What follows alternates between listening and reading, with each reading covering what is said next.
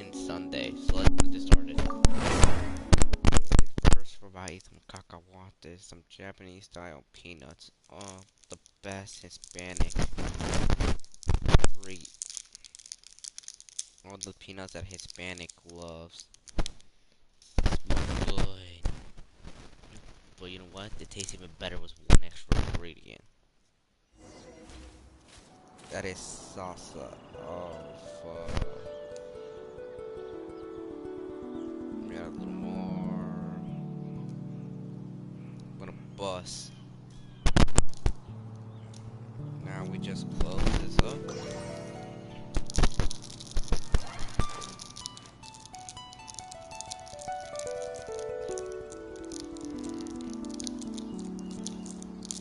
Peanuts. Oh, hell yeah.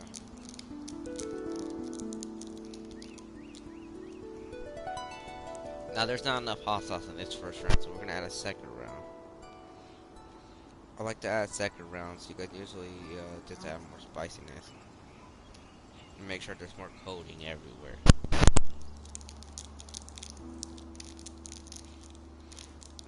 Oh, look at that coating. Oh, these coatings are gonna be so good. Oh, it smells spicy. Let me grab one. Oh, that's like so coated. Mmm. Mmm. Mmm. Hell yeah, brother. Mmm.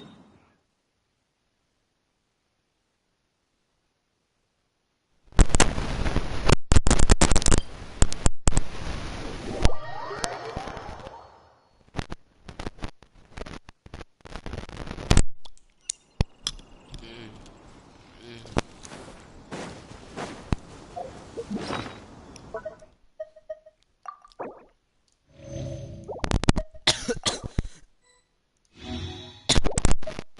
Damn.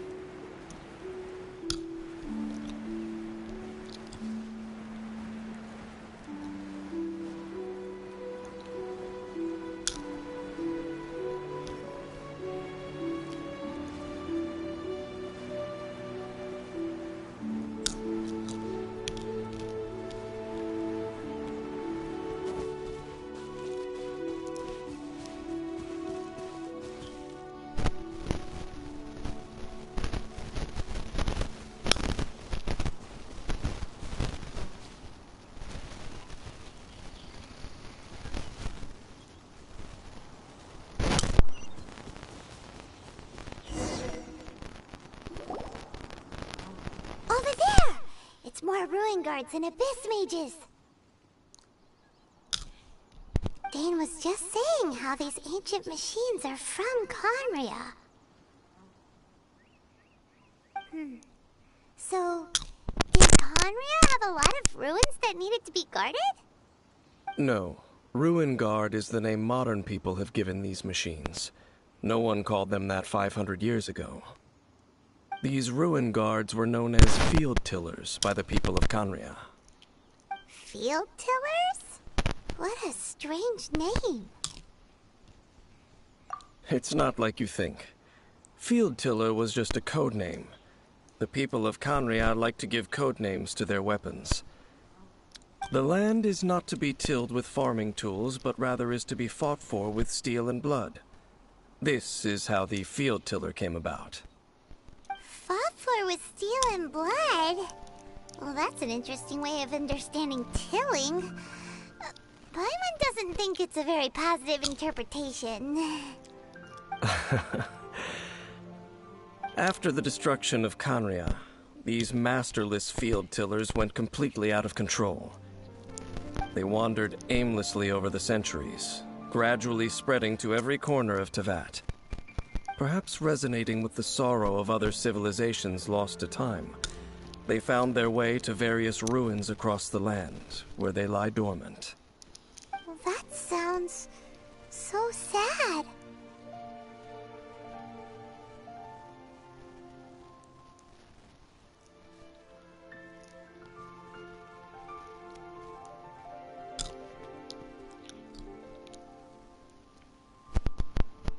Once you understand more, those details won't mean much to you.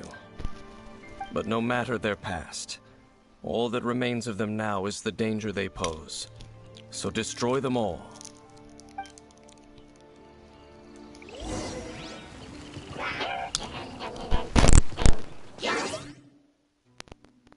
Wait, me and my Kaka want this. That's a lot of hot sauce.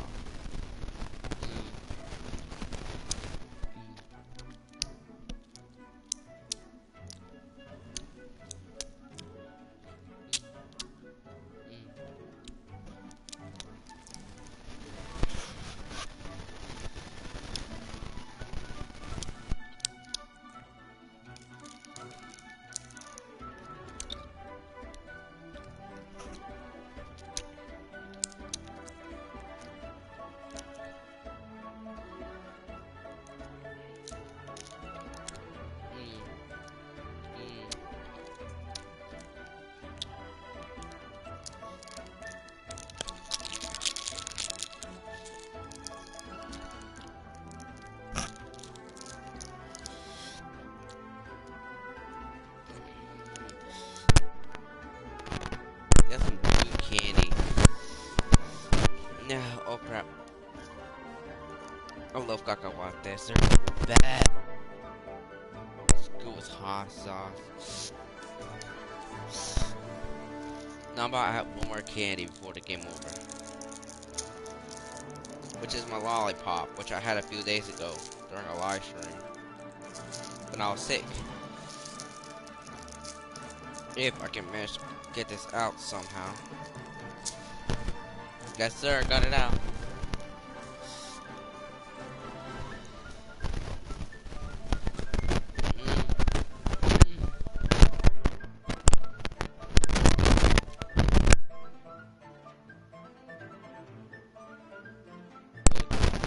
This tastes better with hot sauce.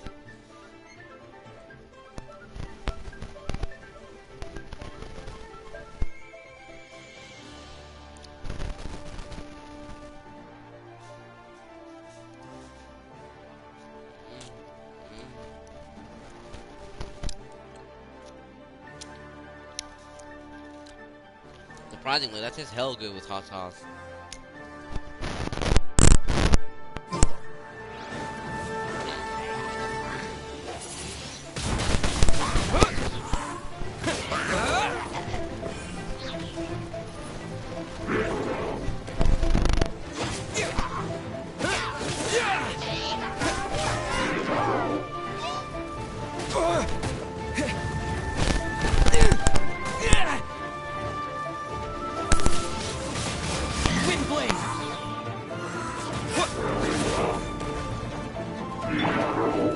Cool it!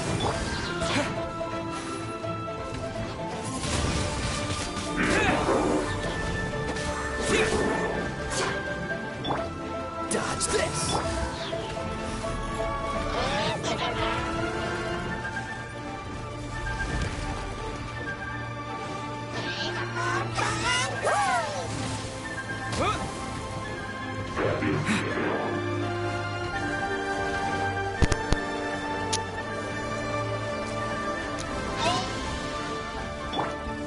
Freeze!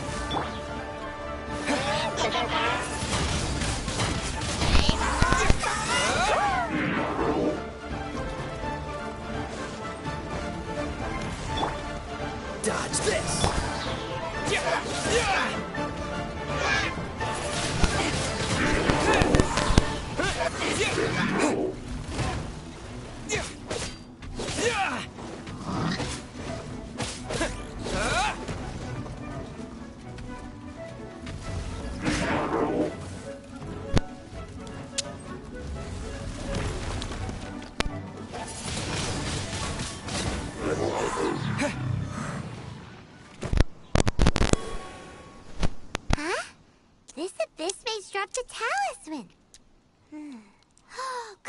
communication of some kind?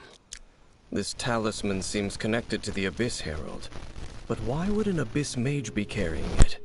Perhaps it really does contain information about their operation. But Paimon can't read the writing on it.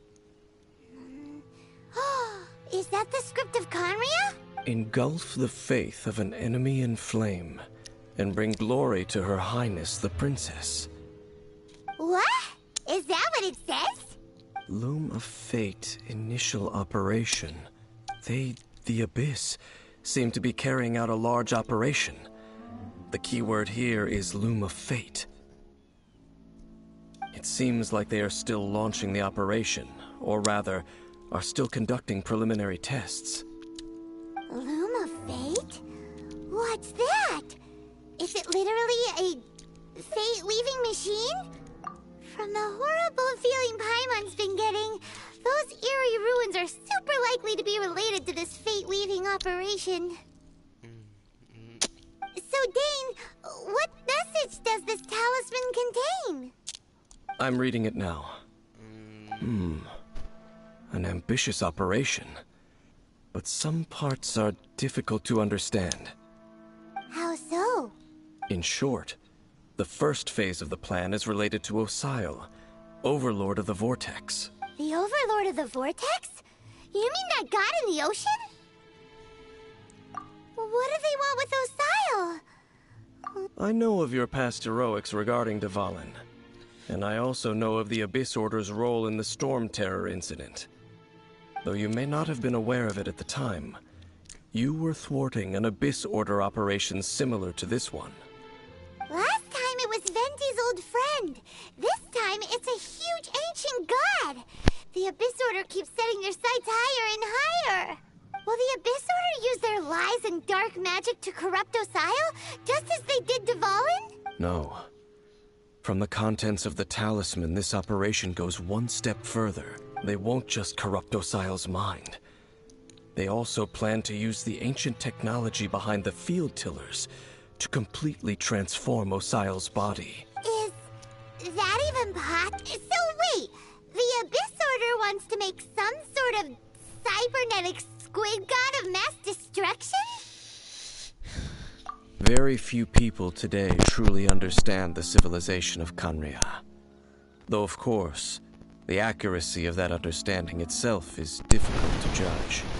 Only the Abyss Order has consistently sought out the remnants of Conria. Despite being far from human, they seek out this lost human civilization quite persistently.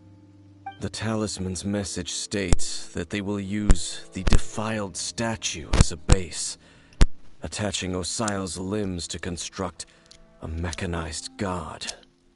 And the new core that shall replace the orb usually held by the Statue of the Seven is the eye of the very first field tiller.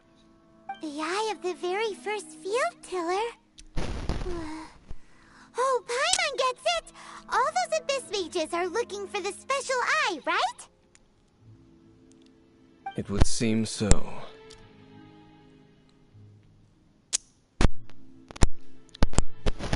This whole thing keeps getting more complicated. But basically, it all has to do with that eerie statue of the Seven we saw, right? Yes.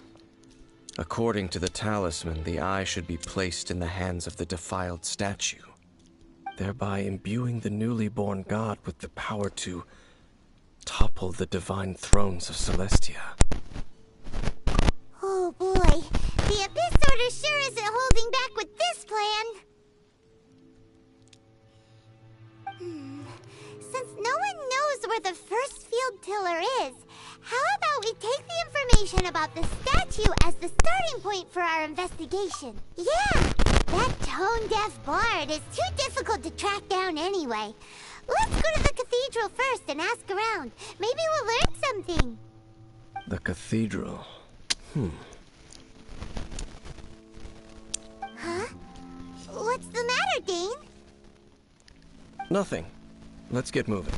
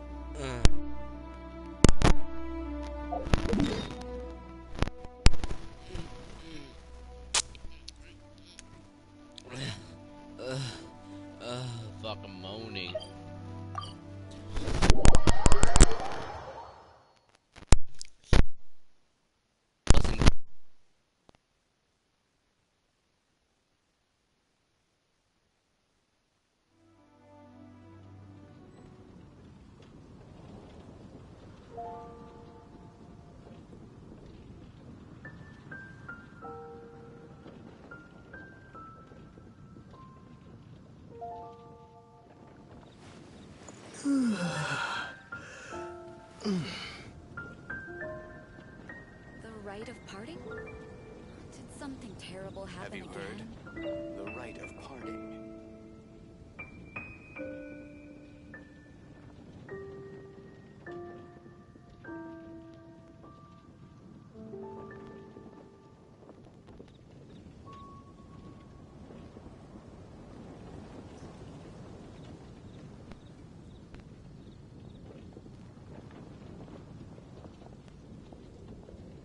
The rite of parting?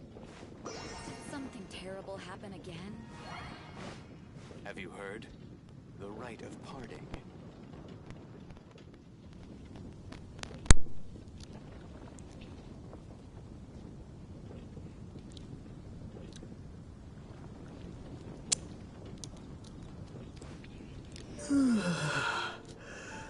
The rite of parting? Did something terrible happen again?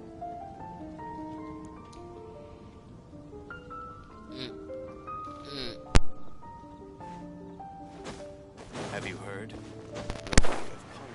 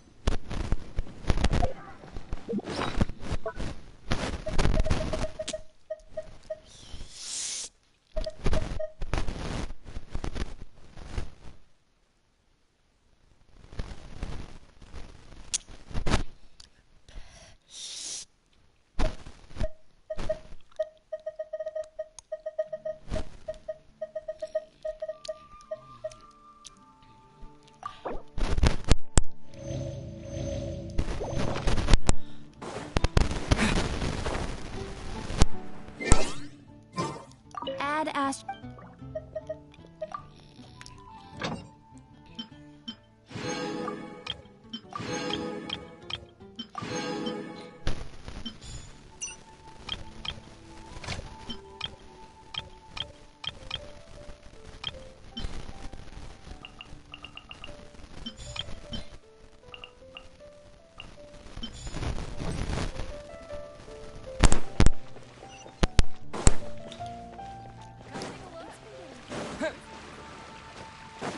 Have you heard?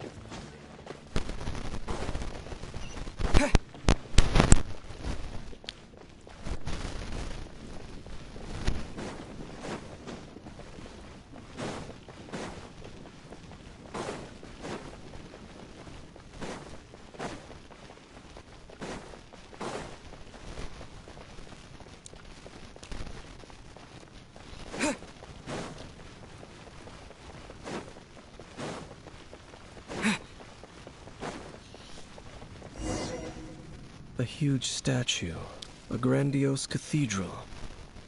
The people of Mondstadt clearly spent a great deal of resources and energy to construct them. But how aware of this was the Animo Archon on receiving this gift? And how much did he give back in return? Faith doesn't ask for anything in return, though. Does it? As long as the gods have a clear conscience about... Shh! We're about to enter the cathedral! Don't say anything bad about the Animal Archon. And actually, the Animal Archon is... Ugh, never mind. I never specifically said I would enter the cathedral. I'll leave you two to mingle with the sisters. Huh? You are the honorary knight of Mondstadt. They will surely allow you to poke into these affairs with their utmost trust. Having me tag along would only make them suspicious. Correct. And just as our little friend said, I might say something bad about the church at any time. When a non-believer steps onto holy ground, the result is never pretty. I have never received the favor of the gods in the past. I don't see any reason I would need it now, or in the future either. That's enough about that. While we've been chit-chatting, the Abyss Order continues to act. Okay, then we'll just go in ourselves and ask around. I should warn you about one thing. Don't go mentioning the defiled statue inside the cathedral. The Church of Favonius wouldn't ignore the matter of the statue. But if they rashly tried anything against the Abyss Order, it would only ruin whatever element of surprise we may have. Also, meddling in the affairs of the Abyss usually doesn't end well for anyone.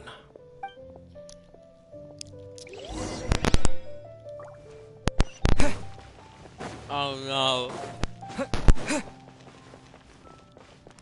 We gave her that fucking thing.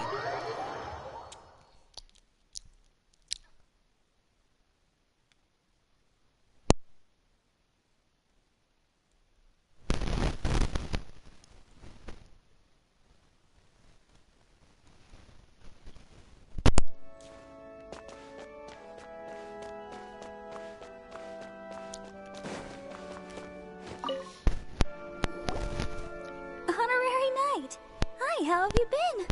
Do you need anything today? But I should first make it clear that if you need to borrow the Holy Lyre to Hermel again, we cannot oblige. It seems she hasn't realized it's just an illusion. Oh, we're here to ask some questions about something. Barbara, have you heard about the first field tiller? What's that? Field tiller. What does it do? Of course you wouldn't know anything about that. Okay, next question. Has the church ever lost a statue of the Seven? Huh? You're here to ask about that old story? Well, I didn't expect that. That was such a long time ago, barely anyone mentions it nowadays. A long time ago, there was indeed one statue of the Seven that disappeared one night without a trace. Nearly every member of the church joined the search for it, but it was never found. In the church's records, as you might assume, this incident has been called the Lost Statue of the Seven. Of course! Of course? Yeah. Shut up, Pineapple. So do you have any other clues? Paimon means any other strange stories? Sorry, Barbara, but we can't tell you about the statue we saw just yet. Like Dane said outside. Shut up, Paimon. Just let me do the talking because you're gonna ruin everything. Other strange stories? I'm not sure. Let me think about what other unusual incidents are in the church's records. Oh, the Tyrant's Final Fury? No, that's from another time. Probably unrelated. The Tyrant's Final Fury? Oh, this refers to a time of great danger that engulfed Old Mondstadt, the place now known as Storm Terror's lair. Many, many years ago, there was a time when balls of fire would rain from the sky whenever anyone approached Old Mondstadt. Balls of fire raining from the sky? How terrifying! People at that time believed it was a curse laid down by the god of storms, so they referred to it as the Tyrant's Final Fury. This strange phenomenon continued for about a year. No one was ever able to solve it. It just gradually ceased on its own. Right! Later, the theory of the Tyrant's Final Fury became less probable in the eyes of the church. Common reasoning dictates that the god of storms wouldn't shoot fireballs. Perhaps it was something else that caused the disaster. Anyway, this incident might not be related to the lost statue of the Seven, but I just can't think of any other strange incidents that might be. It's okay. Thanks anyway! There's that pointless word, thank you, again. I can never get used to hearing it. Oh, Rosaria, it's you. If you're looking for the Knights of Favonius, they're busy with those monsters again. Those monsters? Those monsters that tried to attack Mondstadt last time during the Storm Terror incident? Wasn't that the Abyss Order? They're at it again? Indeed. They're gathering in Wolvendom, causing great unrest among the wolves. Could it be that the Abyss Order is targeting the spirit of Lupus Boreas? As for what purpose, I can't say for certain. Master Jean has already headed off to Wolvendom. I must also begin to make a move myself. Then I will go as well. Master Jean said you should stay at the church and continue your work with the clergy. But you're also a member of the clergy. Right! We'll go give Master Jean a hand! Oh, okay. If the honorary knight will be there, then... But please, everyone, be careful. May the animal Archon protect you all. Oh, Barbara! She's so sweet!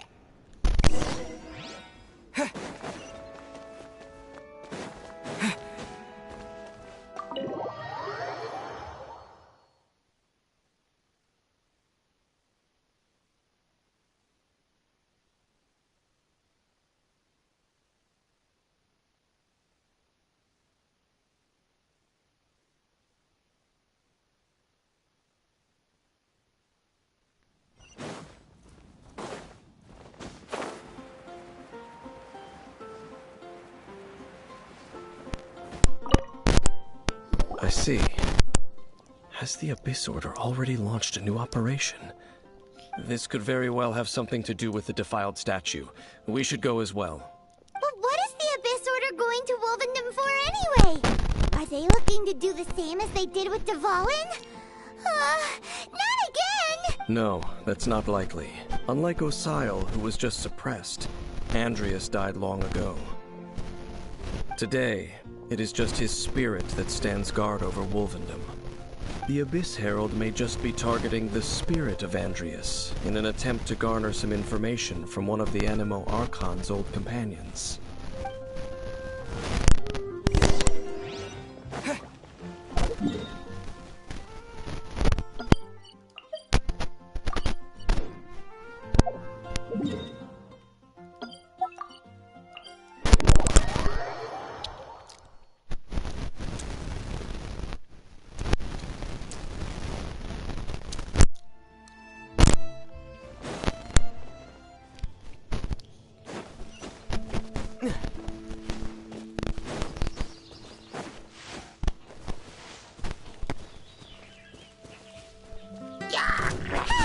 The Abyss Order!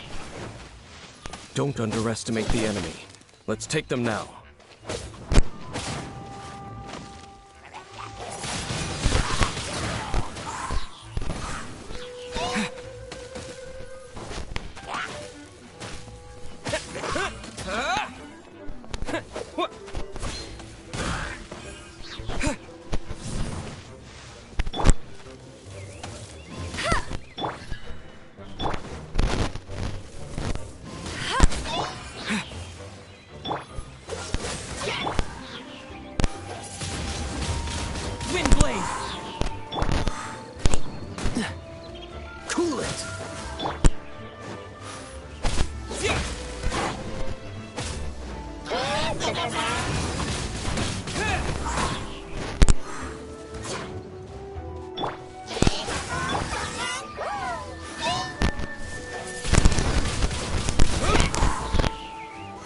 Dodge this!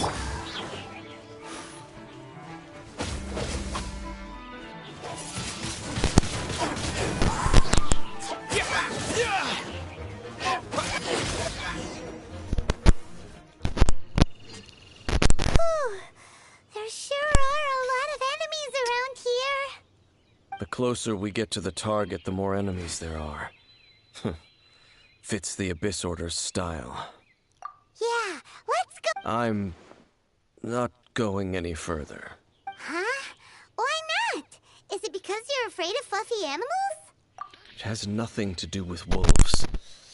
It's because Boreas was an ancient god, yet he willingly became a servant of the Seven. I cannot possibly agree with his actions. I don't desire any interaction with him. Besides, you're the one people like. I'm less likable. I have no problem interacting with people, but interacting with gods, that's a different story. It's just my opinion, but a word of advice. Always be on your guard when around gods. You shouldn't place too much trust in them, but at the same time, don't go too far in the opposite direction.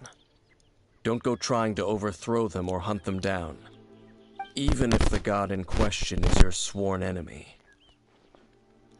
Don't trust them and don't hunt them. That's some awkward advice. Does Dane hate the Seven, or is he protecting them? Lest I repeat the failings of my forebears, I will tell you one final fact. Huh? What fact? The destruction of the nation of Canria by the gods is the reason the Abyss Order now seeks to destroy the nations watched over by the Seven. Well, enough chit-chat. We should get back to business. I will go take care of the remaining Abyss Order members in the area. Try and keep your visit with Boreas brief. Afterward, let's meet at the entrance to Wolvendom.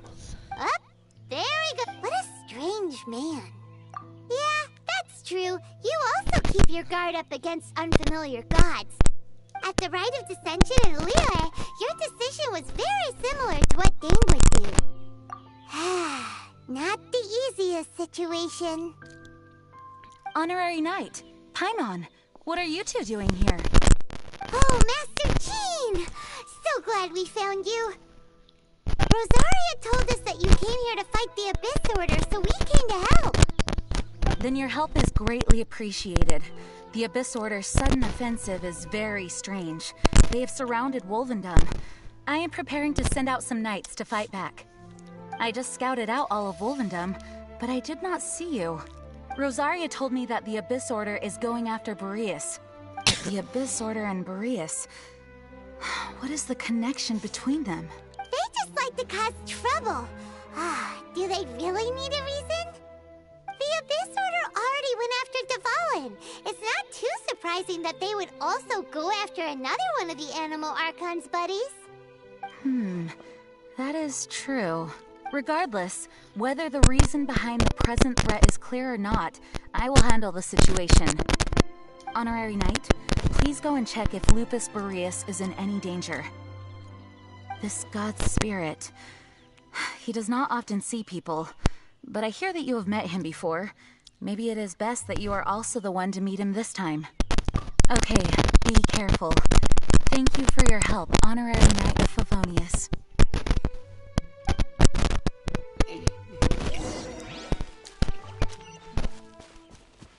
Alright.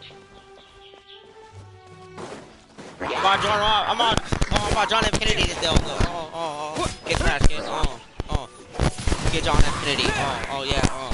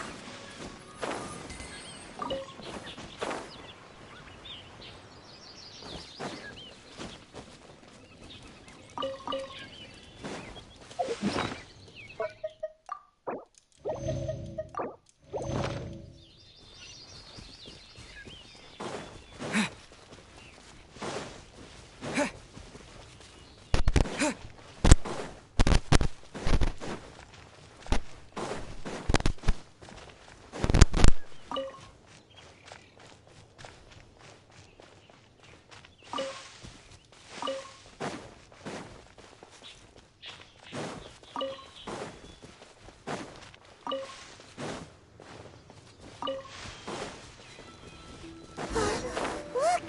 Over there, it's Razor! And the Abyss Herald!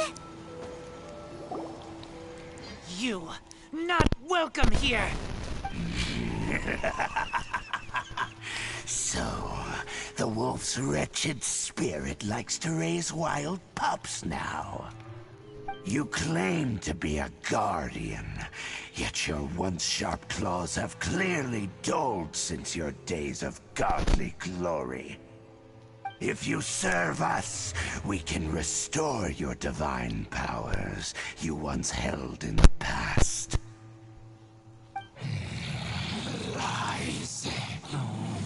Lies. What the heck is this ceremony? He looks like he's in a lot of pain. Oh no! Is this the same thing they did to corrupt Dvalin's mind? Wolves never surrender! But this can't go on. No matter how many times you resist us, your efforts are all in vain.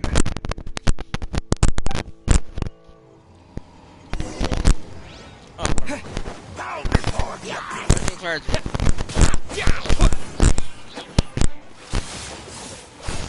Idiot.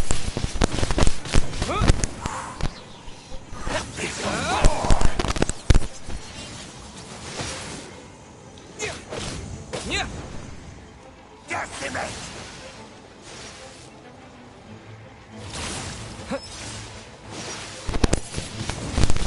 Windblade!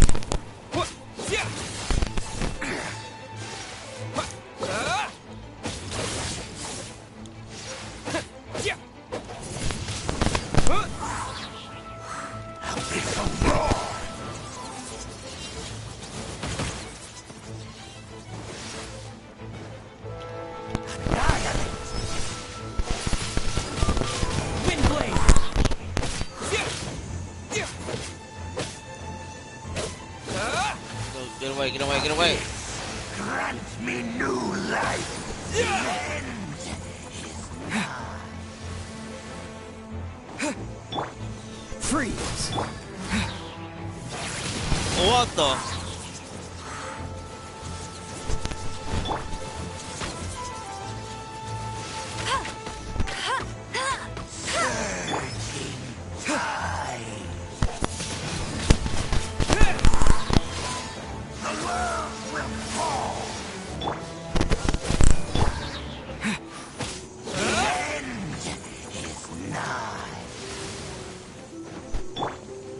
Dodge this! Windblade! Ow.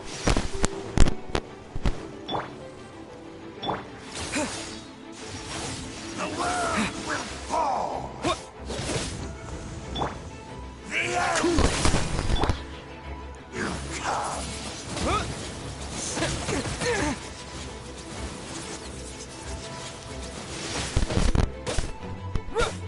The end is nigh. Freeze! Windblade!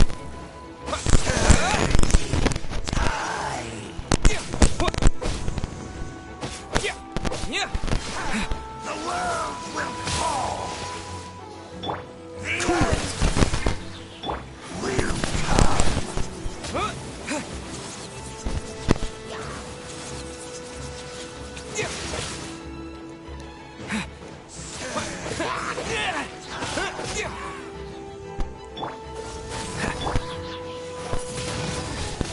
Windblade! The end is nigh.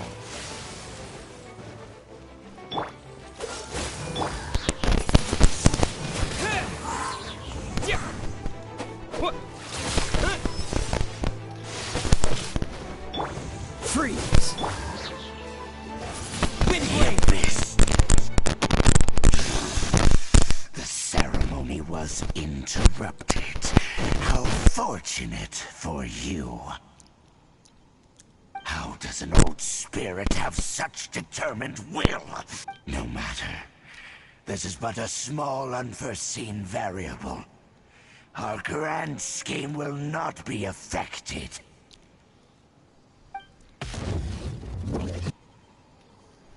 It disappeared again! Thank you. You came. Just in time. Human Lupercal. I am ashamed that you must see me in my present state.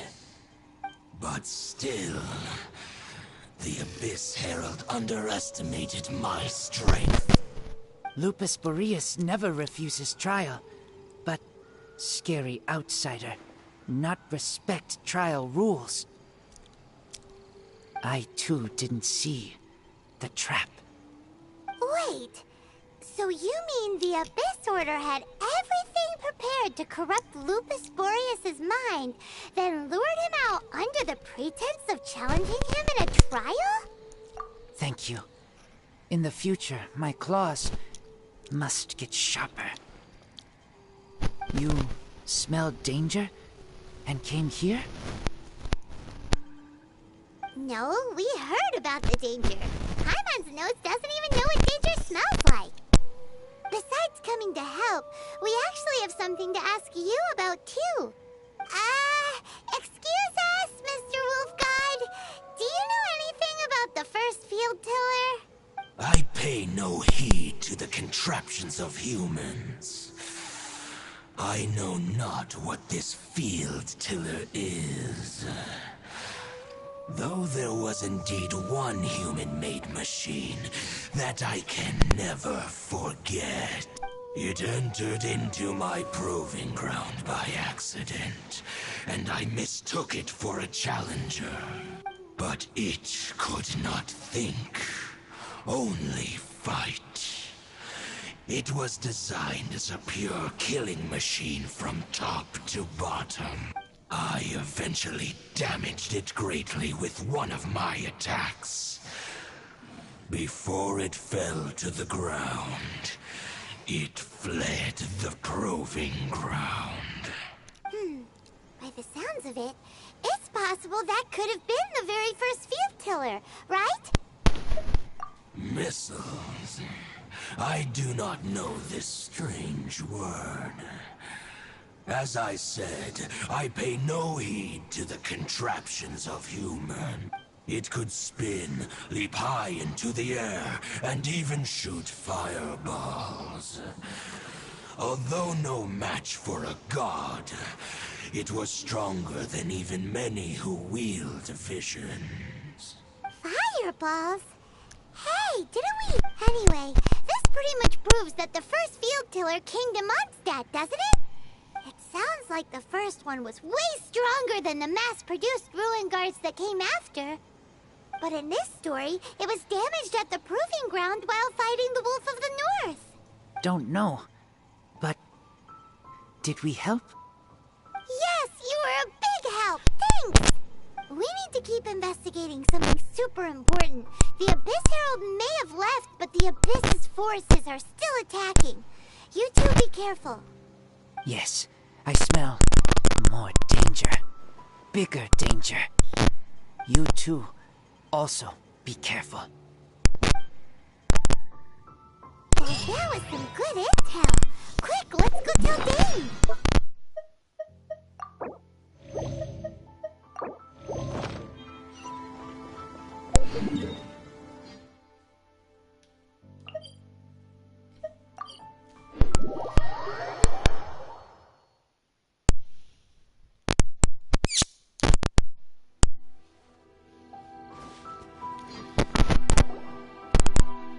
Dane, there you are! Did you see Master Jean? I saw her, but purposely avoided her. As both the Lion Fang Knight and acting Grand Master, she naturally would have some reservations towards me. If I'm not careful, one day I may find myself becoming the object of one of her investigations. But back to the matter at hand. I defeated some of the Abyss forces, but wasn't able to gather any information. Did you have more success?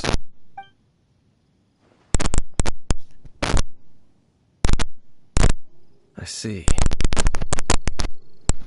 Well then, we can more or less figure out where the first field tiller ended up. Huh? Really? Just from the Lupus Boreas story? That information combined with a more comprehensive analysis. For example, the old story you told me you heard in the cathedral. Exactly.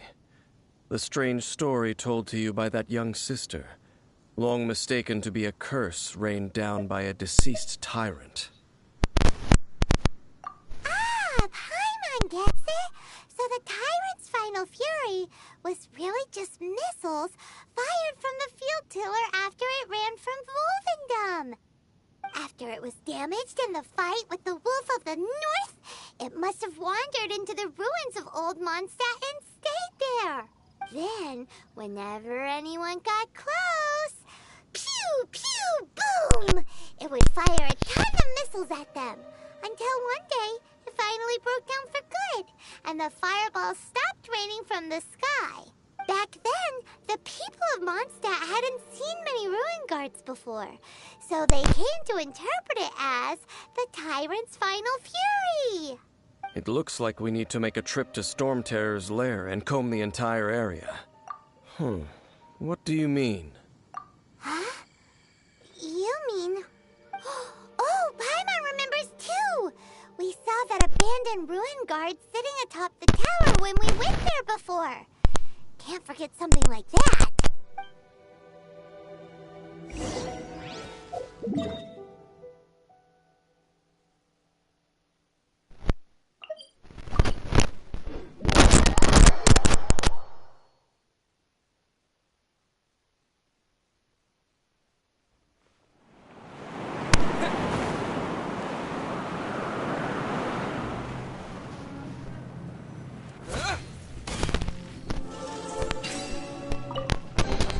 I'll keep this close.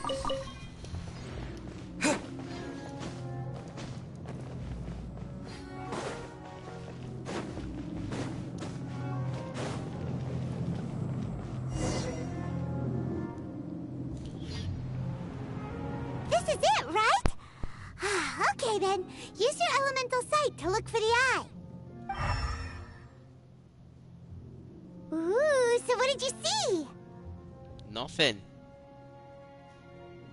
Huh? Nothing? Oh, but Paimon was so excited! What's going on? Are you sure you did it right?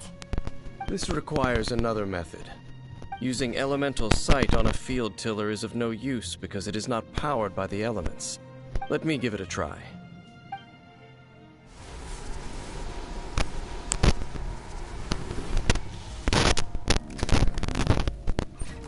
And done. Wow! It's The very thing the Abyss Herald has been seeking all along. The eye of the first field tiller. All of the ruin guards today are just replicas of this machine. As the prototype, its combat capability was unrestricted. prototype? Oh, Paimon doesn't know that word. Is it another ancient term from Conria? As the Abyss Order has surmised, if this eye is placed in the hands of the defiled statue, and if the limbs of Osial, Overlord of the Vortex, are attached to the statue, there you have a mechanized god. And this newly born god will have the power to topple the divine thrones of Celestia. Yes. Then, what should we do with this eye? No. I'll guard it myself. Huh? You? Dane? You won't go and do anything crazy with it, will you? You may doubt me if you wish, but I must ensure it does not fall into the wrong hands. No matter where we may hide it, they will find it. And as for the Church of Favonius, well, you know I don't trust them. Oh, right. But our work isn't done yet. To avoid any further repercussions, we must also take care of that defiled statue. We can't have the church get involved. Let's handle it ourselves. As for what I mean by take care of it, naturally I mean to completely destroy it. Destroy it? That's a statue of the Seven! As well as being a really important cultural relic, they're actually divine too! Well, good thing we didn't tell Barbara earlier. Otherwise she'd be going completely bonkers right now! Do the Seven really expect me to help them look after what belongs to them? Let's go back to those ruins and destroy the inverted statue. If we are lucky, we will also run into that Abyss Herald. I'll make sure it doesn't get away this time.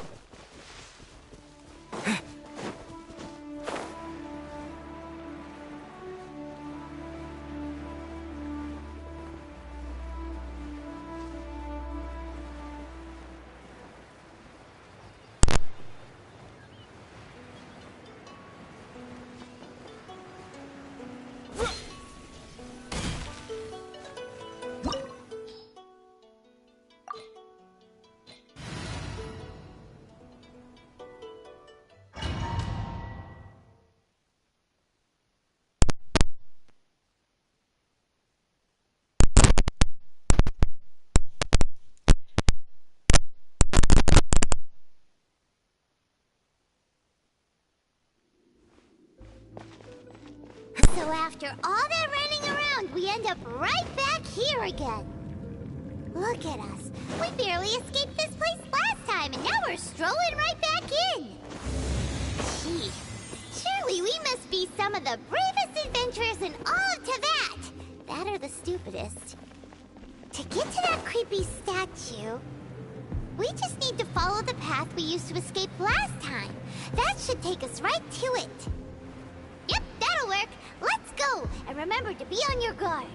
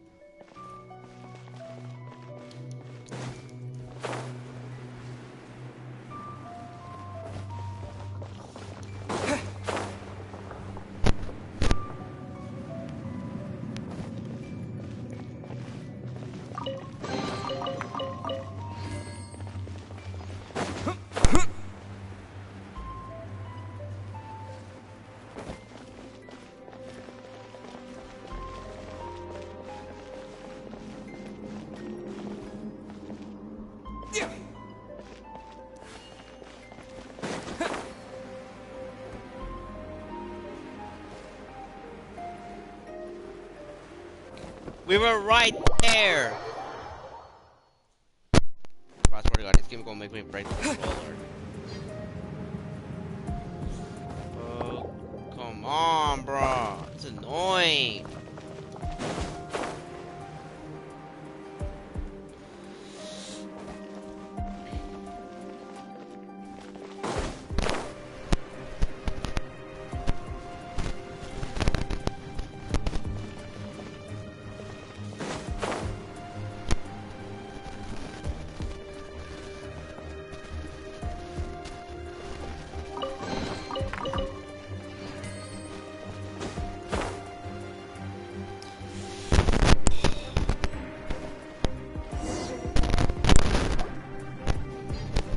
Looks like we're here.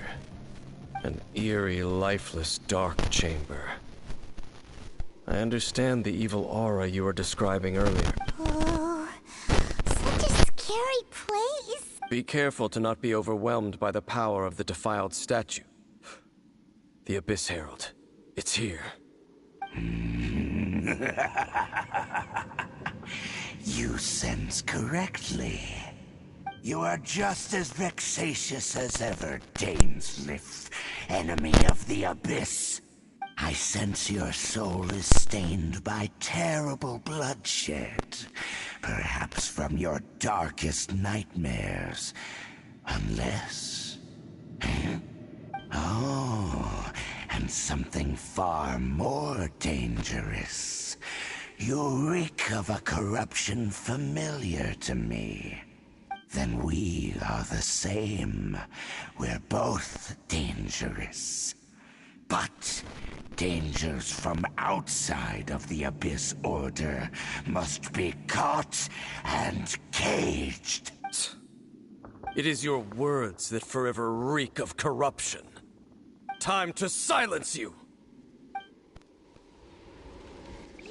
Bow before the Abyss!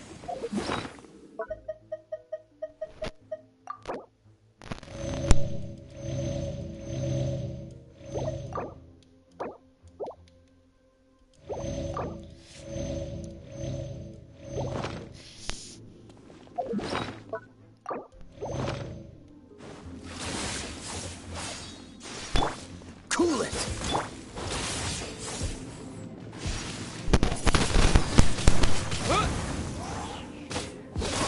It's a roar!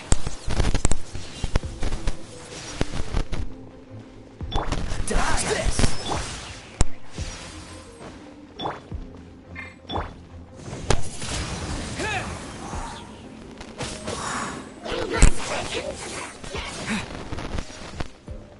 Cool it! Wind blade!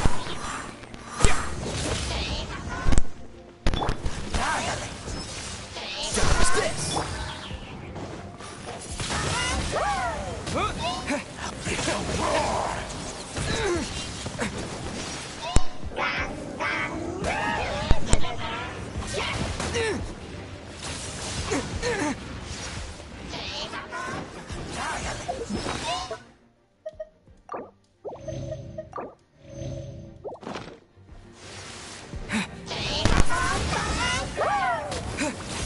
Cool it!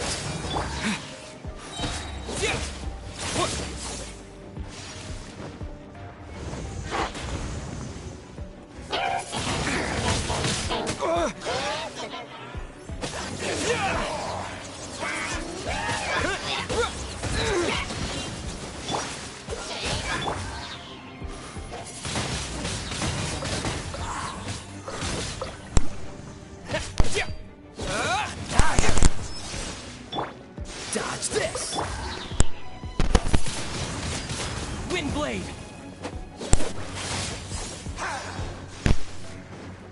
Cool it!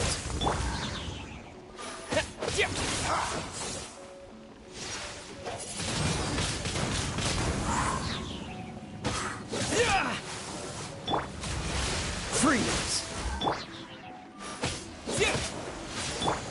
The end is nigh.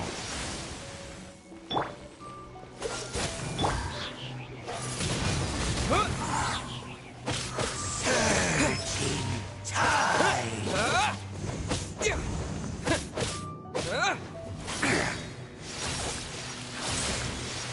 Cool it! Wind blade! Surging tide. Freeze! The world will fall. The end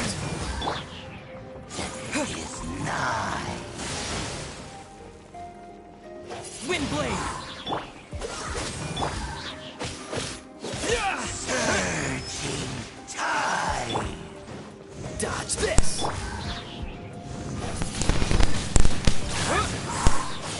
The world will fall. Freeze!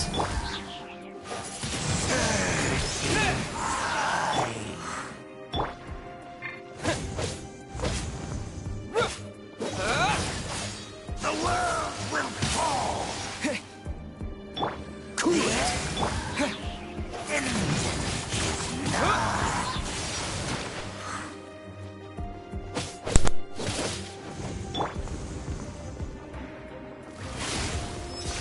Dodge this! The abyss shall rise.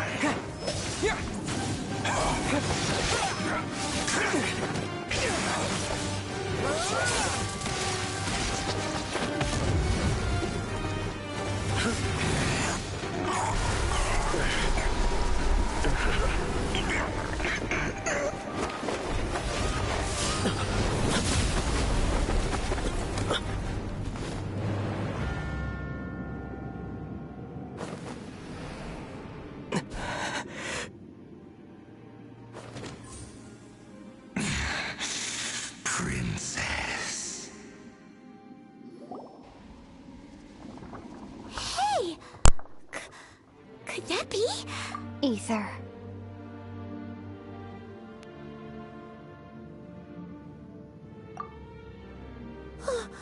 Wait! She just blocked an attack against the Abyss Herald! Your sister and the Abyss? Ether, why are you with Dane? Uh-huh? Your sister knows Dane?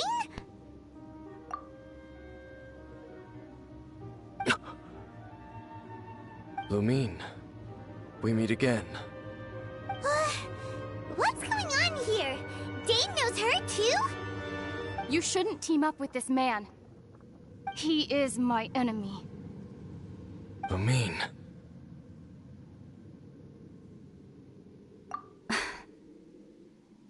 But it must be said. Don't try to stop me. Don't try to stop the Abyss. That man, Dainsleif, was the Twilight Sword, one of the royal guards of the final dynasty of Conria. 500 years ago, he failed to prevent the destruction of Conria. A curse of immortality was laid upon him to forever wander the wilderness, while he watched the people he was supposed to protect turn into monsters of the Abyss. You're saying Dane is from Conria? The same Conria that was destroyed 500 years ago? And you said the people turned into monsters? You're trying to tell Paimon that the Abyss Order is not only related to Conria, but is actually the people of Conria themselves? And the whole thing about Dane being your enemy... Paimon's so confused.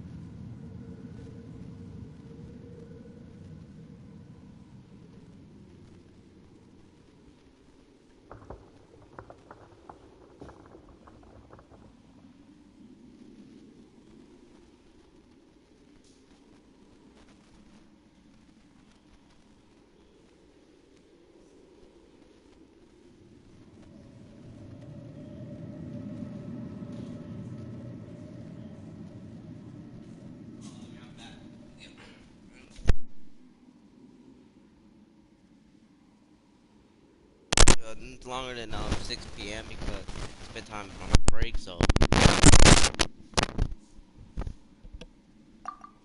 Home. yeah, home. Yes. Of course. Home is wherever we are together. But I cannot go with you to the next world to find a new home. At least, not yet. Until the Abyss has engulfed the thrones, my war with destiny will see no end. Listen to me, Ether. I have already traveled through this world once. Once you reach the end of your journey as I did, you will see for yourself the true nature of this world.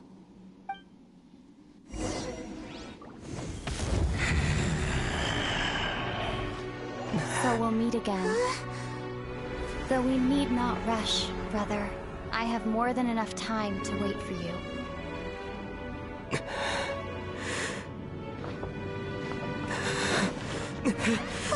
We have always had enough time.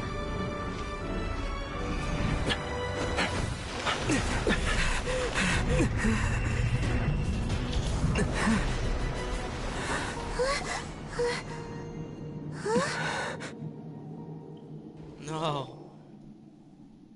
They left. Oh, don't be too sad. We'll find them again. Look on the bright side. At least we got some really useful information. Uh-huh, that's right. At least now, as well as the Seven, Dane is also a key part of finding your sibling too, right? That's right. By the way, what they said just now is all...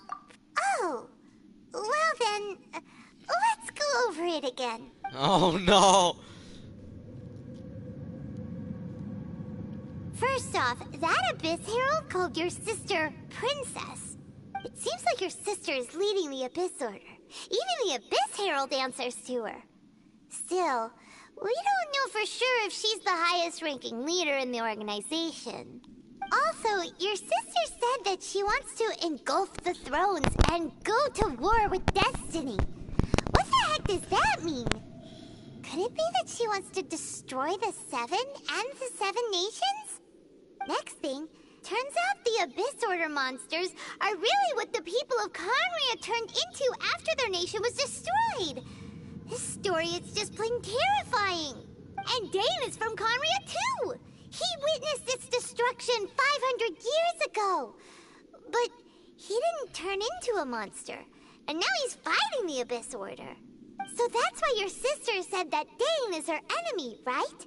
But if the monsters of the Abyss are the same people that Dane protected all those years ago, then why is he enemies with the Abyss Order now? Also, how come after all this time we spent searching for your sister, it turns out she's on the side of the Abyss? What's up with that? Yeah, you're right. Then we can't let ourselves get down about it now. Our journey's not over yet. Let's get a move on. Time to leave this terrible dark place and get back to the surface where the sun shines bright. If your sister wants you to reach the end of your journey, well then, show her what you're made of. Come on, traveler, let's go.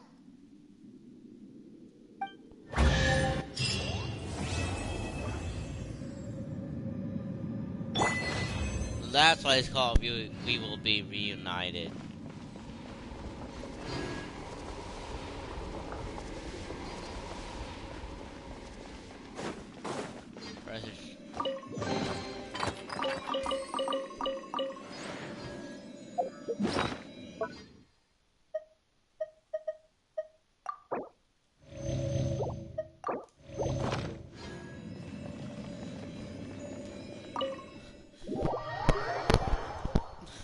No, that was so good. I thought we had finally completed the game.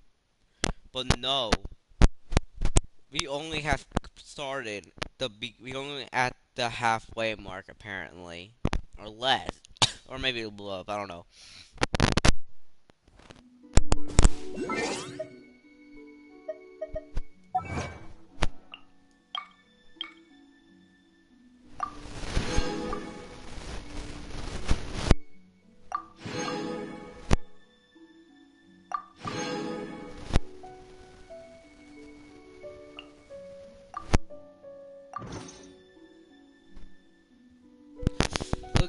rank level. We're almost there.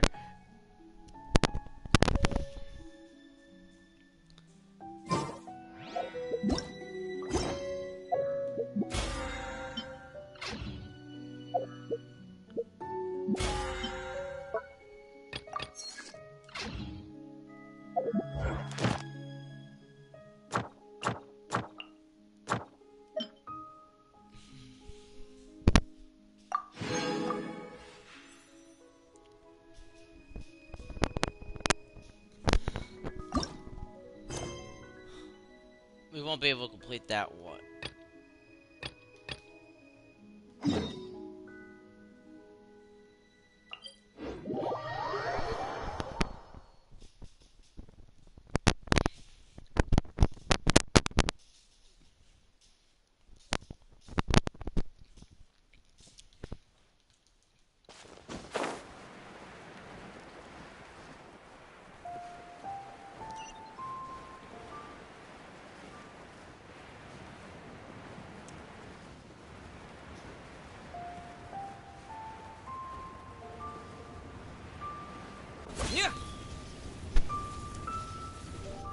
Oh, I'm about to kill everyone there. I have gathered everyone here today to make an important announcement.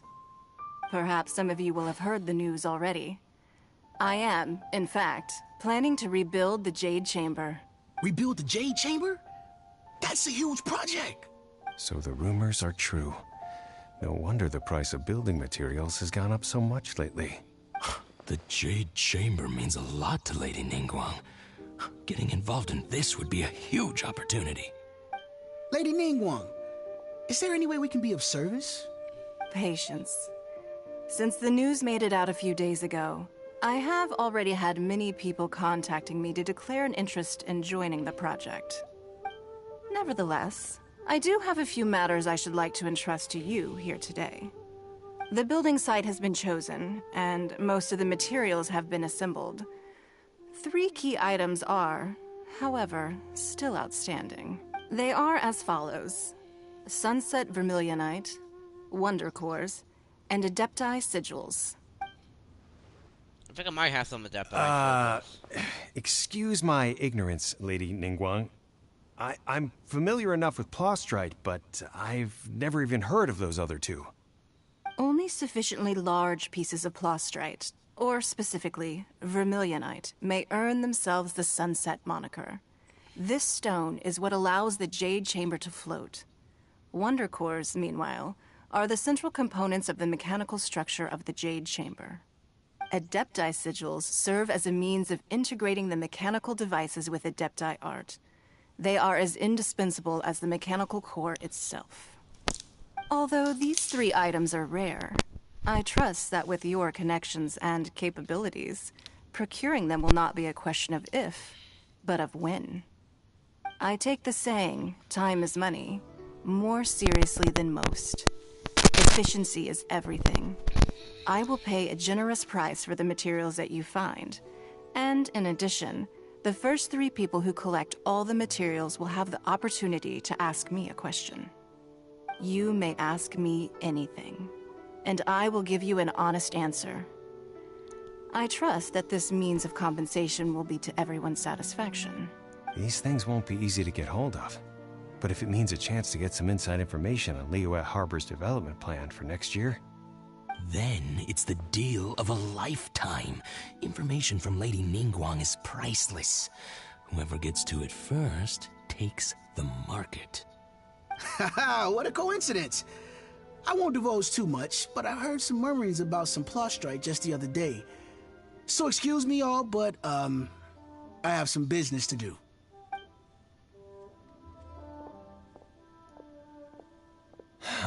No. We better move quickly, or this opportunity will be snatched away from us. Ningguang's rebuilding the Jade Chamber? This is a huge deal! Let's get involved! So you heard my announcement, did you? What do you think? Interested? Yes. Providing the question pertains to something I am knowledgeable about. Really? Ooh, then Paimon will ask you about how to run a business! And we'll never be short of Mora ever again. Of course. But how much information I share with you will depend on your performance. The construction of the Jade Chamber requires a great deal of space. The abandoned mine outside the Golden House has been selected as the building site. Once you have collected the materials, please take them there. I have other business to attend to now. Otherwise, I would gladly escort you to the site in person. When you do arrive, please seek out my secretary. Remember, this is a race against the clock. A rare opportunity presents itself to you. Do not let somebody else snatch it from your grasp. Ningguang seems super busy. Come on, we'd better get going. First, we gotta get out of Eugene Terrace. Huh? Look! It seems like there's something kind of fishy going on over there. Ma'am, you seem like an eminent and distinguished young lady to me. I can see that you're easily gonna win this procurement contest Lady Ningguang has set up. As it happens, we have some information about the materials that I really think might interest you. Come on, let's find somewhere a little more private, and we can get down to brass tacks. No, I don't need it. Don't be like that. Hey, come on! Don't go! Why don't you stand there after her? Oh, right, yeah.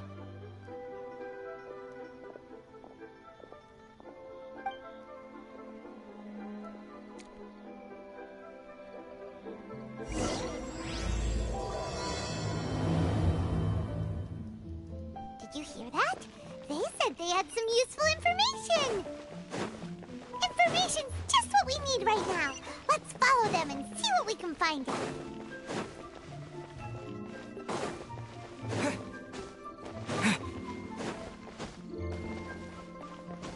Huh, they're not here. Let's keep looking.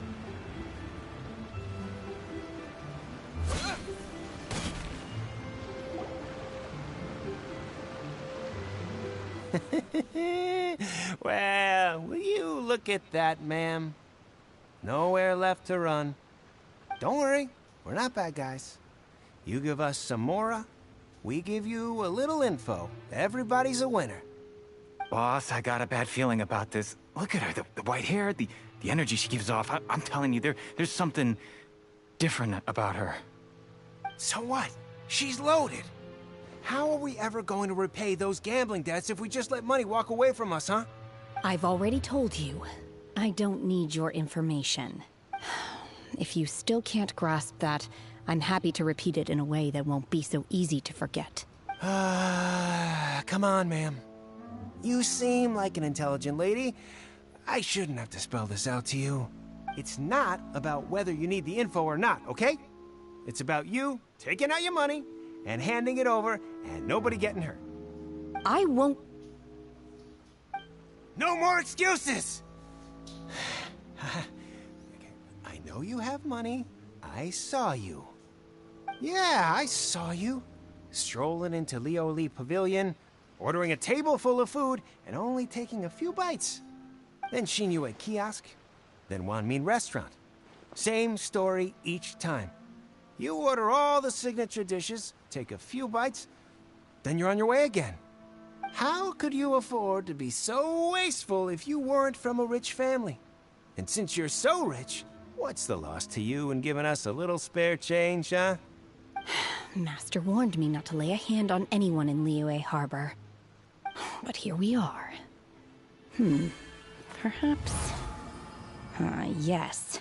Let's call it fate. Boss, I'm telling you, something's not right. What are you afraid of? We're just selling information. It's not illegal. If she lays a finger on us, all the better. We'll sue her for everything she's worth. Oh, you again. The Millilith? What are the Millilith doing here? Did you do this? You ought to mind your own business, I swear! Silence! How dare you threaten innocent civilians? You're coming with us. Don't be angry, sir. Please, let me explain. Damn.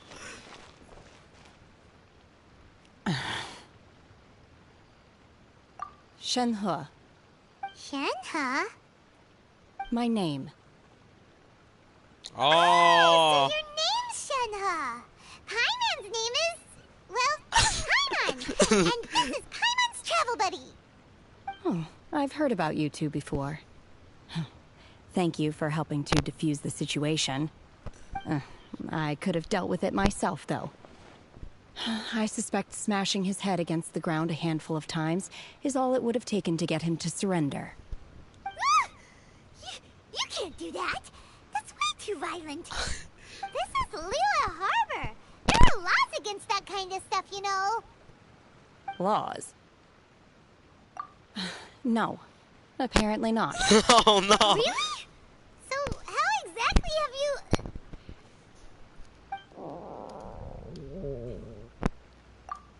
That would be my stomach growling. I haven't eaten enough. So honest. Wait, that's right. They said you went around all the restaurants ordering this and that and the other, but only took a small bite of each dish. Then of course you're still hungry. So, anything in particular you're hungry for? Chingson, glaze lily, violet grass. These are my usuals. Kinda hard to explain. Anyway, Boo Boo Pharmacy's not far away. Let's take Shenhe there for a big medicinal meal. After all, you can't work on an empty stomach. Exactly. Never play with my food. Oh wait, that's right. I'm supposed to do more voice today. More voice acting. No. Oh.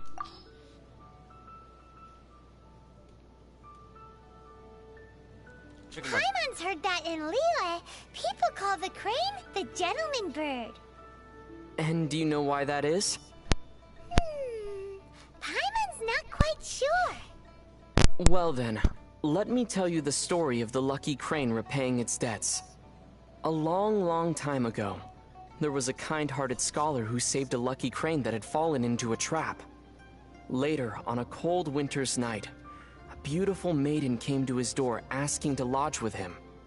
The maiden shouldered a greatsword on her back and taught all that she knew of swordsmanship to the scholar, supervising him as he studied day and night. Once he had finished his training, he went out into the wilds with the maiden to do good and fight for justice. 10 years later, the lucky crane took the form of a gentleman and finally came to return the favor, but discovered the couple had already lived out a fortuitous life. And that is the story known as the gentleman's 10-year debt.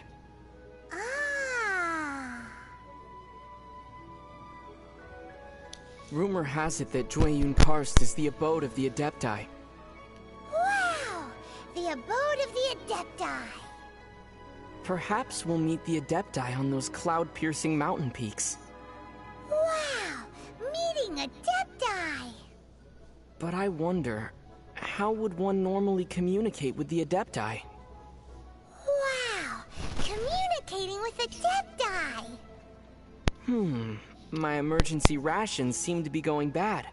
Best to consume them quickly. Well, Paimon thinks that shouting from the mountaintop should work. That seems more like a way of getting the attention of a hilly churl rather than an Adeptus. Oh, my emergency ration seems to be going bad. Better consume them quickly. Poor Paimon. To think that the Geo Archon had signed a contract with the Cryo Archon. I wonder what the contents of their agreement were. Paimon doesn't care who you are. Making a deal with the Tsaritsa is super dangerous. Be that as it may. Since Morax is the god who understands the basis of contracts the best, he's definitely given this some thought. Well, that's true.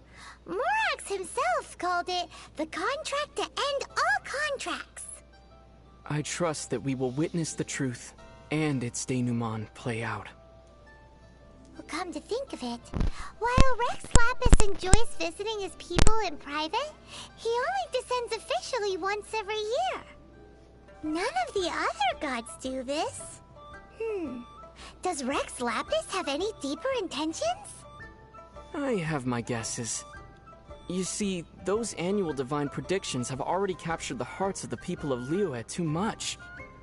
Round and around, they analyze and scrutinize every single word, finding limitless hidden meanings within them. What do you think would happen to Liyue if such predictions were available every day? Ah! Paimon gets it now! Paimon would be offering Rex Lapis's favorite snacks to him every day. If you could just get Mora straight from Morax's hands, who would ever need to do a day of honest work? You made some logical leaps, but that's basically how it is. If you want to adventure together with Benny's adventure team, you have to come prepared. Domains are very dangerous, so you should always take care to double and triple check your supplies in advance. I know that. Paimon's heard that the Adventurers Guild has compiled a list of 463 different ways of dying in these domains. If Bennett got you killed by accident, Paimon and Bennett would never forgive ourselves. Why am I the only one dying here? Well, that's because according to the numbers, Paimon can avoid 322 causes of death just by floating. I suddenly don't feel like exploring these domains. By floating? Oh no, there was those 322 deaths by just walking and running. Oh no. I've heard that Albert, being the leader of Barbara's fan club, sometimes gets bumps and bruises on purpose so he can go to the cathedral to see her. Paimon feels the Knights of Avonia should keep a closer watch on weirdos like that. Exactly. But it seems that a month later, Albert discovered that Bennett was managing to see Barbara far more than he was. Well, Bennett does have the natural advantage when it comes to getting injured, after all. What is this? A Let's Bother Barbara contest? Sure. Barbara's really popular, isn't she? Yep. Well, she is the idol of the people of Mondstadt. Come to think of it, Paimon doesn't really know what an idol is. It's an occupation in which one's work is to be cute, be well loved, and earn a boatload of mora. Isn't that the same thing as being a mascot? That's one way to put it. Being sisters. Lisa and Amber feel a bit like sisters. Huh? Why's that? Amber often runs errands for Lisa. Older siblings asking their younger siblings to do things for them so that they can slack off is a rather common practice. Exactly. But my sister and I are the same age, so we had to decide these things via rock, paper, scissors. Whoa! So doesn't that make you my younger brother? What do you mean? Well, since Paimon floats, you're the only one who can run any errands. Seriously? Oh, damn it! You lazy Paimon! Psst. Do you think Shenhe might be an adeptus? Yes. It seems like it's her first time in Liyue Harbor, and she doesn't seem to get how things work here. If she is an adeptus, that would explain everything. Where does she fit in with... I don't know. Are you here to buy some herbs? I do hope you brought your prescription. Damn it! Chingson, glaze lily, and violet grass, please. Half a pound of each. What kind of prescription is this? Sounds more like a lunch order. Oh, here you go. That's everything we have in stock. Thank you. She's really eating them! Oh no, she's not drunk! My hunger has now abated. Thank you. Rather awful. Though they were not completely devoid of sweet fragrance. After consuming a large quantity of them, bitterness is all that remains. So, how can you chow down on these and barely touch the restaurant food? If Paimon had enough mora, Paimon would go to the fanciest restaurant in town and order a whole table of food and eat it all in one go! Of course! Because I'm not sure whether I will remain here in the future. The food of the mortal realm is most delicious, but should I return to the mountains, Yearning for the food here shall only pose an obstacle to my continued spiritual development. Sampling each dish in order to appreciate its taste is enough. Return to the mountains. That proves it. Paimon knew she was an Adeptus. Enough about me. What are your plans from here? Oh, right! Paimon almost forgot! We came out to take part in the Rebuild the Jade Chamber competition! And now we're probably super behind because we've been held up for so long. Oh, god damn it. I see. I heard something about the contest when I was passing by. Yep! You get to ask Ningguang any question you want if you win! Were you interested in the contest too, Shenhe? I came for the rebuilding of the Jade Chamber, but until this point I had no intention of joining a contest. However, you have shown me your kindness, and I would now like to lend you my assistance. Oh, don't worry. I ask for nothing in return. Wow! You really don't have to. But having an Adeptus help out will make things a whole lot easier, so... Then let's not delay. I have a plan. Plan? Great! Paimon bets this is gonna be the awesomest plan ever! You're not Dutch Vanderland, okay? I am not sure whether, or to what extent, this plan can be classified as awesome. I do, however, believe it will be highly effective. We simply need to dispose of everyone who's currently ahead of us. Then, we alone shall become the victors. Wait, we have to kill them? Oh no!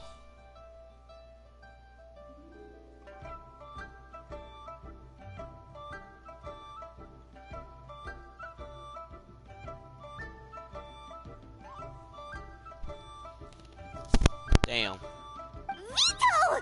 That is not acceptable! Not by a long shot! Really? But I hear that competition is in essence about conflict and one-upmanship. Look, we want to win this competition fair and square, okay? Not assassinate! You know what? Maybe I should play a lot of Hitman in the past. Sunset Vermilionite, Wonder Cores, and Adepti Sigils. Let's start at the top of the list and work down. So, for Plustrite... I was wondering who I could hear arguing over there. So, it's you. Baiju? What are you doing out here? Lady Ningguang wishes to purchase a large batch of wound dressing. We're running low at the store, so I came out to fetch the ingredients personally. Huh? How come Lady Ningguang needs so much wound dressing all of a sudden? I'm not too sure. I did hear she's looking to rebuild the Jade Chamber. Maybe for its first aid on site? I didn't ask, though. Far be it from me to pry into my customers' personal affairs. Oh, and she also borrowed Chi-Chi. Meaning Boo Boo Pharmacy is very short-handed right now. I don't suppose any of you are looking for part-time work by any chance? Not Chi-Chi. I like Chi-Chi. No, we've got other stuff to do. While you're here, though, you seem to know a lot. Have you ever heard of something called Sunset Vermilionite? Ah, the variety of Plustrite used in the Jade Chamber, yes? There is some mention of it in the Seven Mountain Treatises. When activated, Sunset Vermilionite rises up all the way into the clouds. It's very rare indeed. As far as the records show, virtually all Sunset Vermilionite in existence has been mined and taken possession of. But the Feiyun Commerce Guild would know far more about this than I do. Okay then, let's go ask at the Feiyun Commerce Guild. Thanks, Baiju. You're quite welcome. Good luck to you all. And if there's anything further you need from me, just come to the Boo Boo Pharmacy.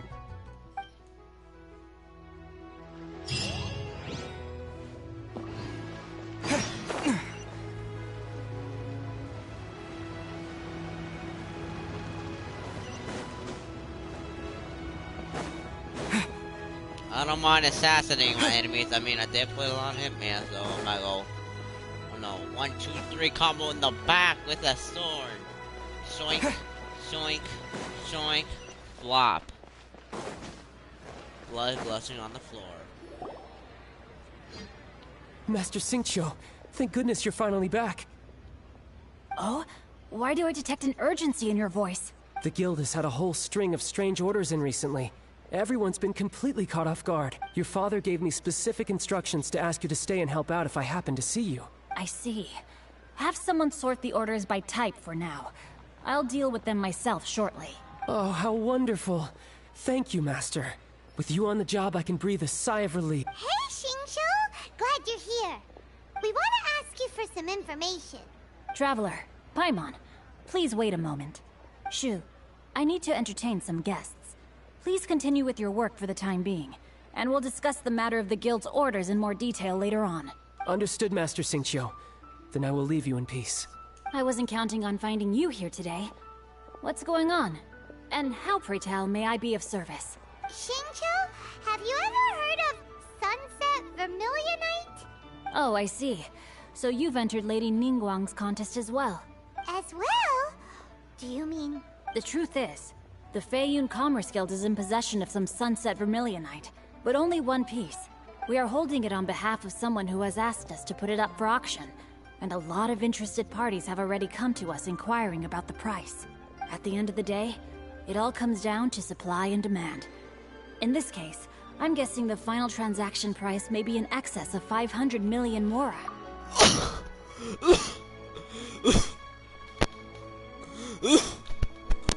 500 million! I don't even have 3/4 of a million. I am not affording that. I'll be in debt for over 10 generations. 500 million?! Honestly, I would recommend that you don't bother bidding on this one. The price is greatly inflated, and it's just not worth it. But without any Sunset Vermilionite... Don't panic. I don't suppose you ever heard of Sea Gazer? Who?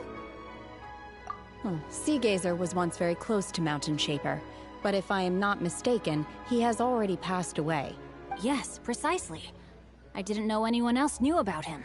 According to records of drifting clouds, Sea Gazer once built an abode to store his rarest and most exquisite treasures, among which was some Sunset Vermilionite. Wait a minute. Wait a minute. This building of store is riches.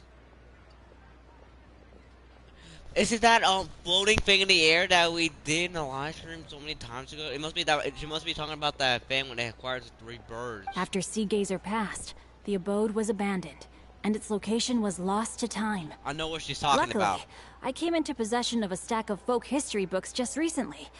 They make some oblique references to this lost abode, and after cross-referencing them against each other, I'm now fairly certain that it is situated in the Lisha area.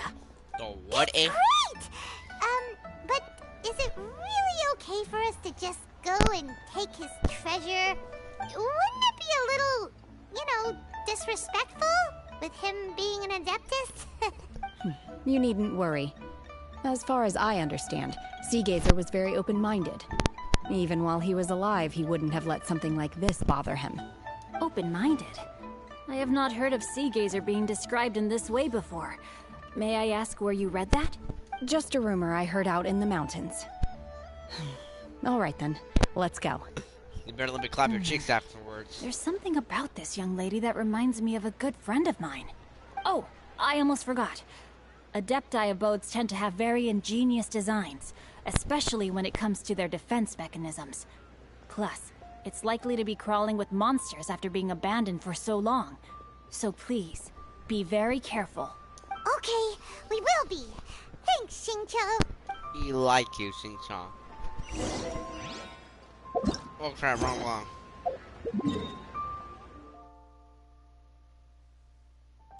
Alright, oh no, it is not the location. Never mind, it is not. Since it's the target thing is over here, it is probably not. Damn it.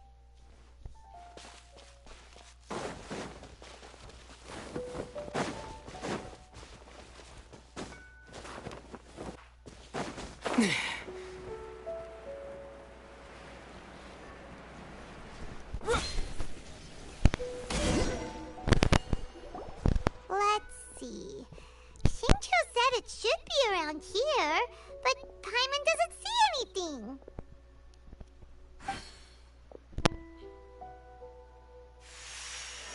hell? Oh, it must be the power of the drugs. This place was hidden using a special Adepti art. But now that I have removed it, we can inspect the area more closely.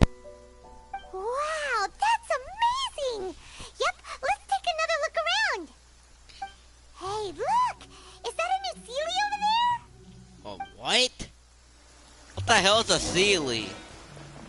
Oh, these are Sealy? That's the name? Oh.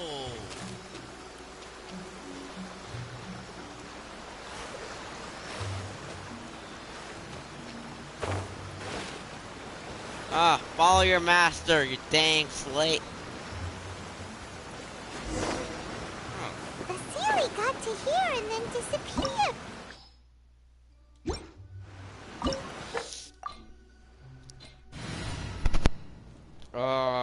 Geo. Okay, as much as I like you. Understood. Damn slate.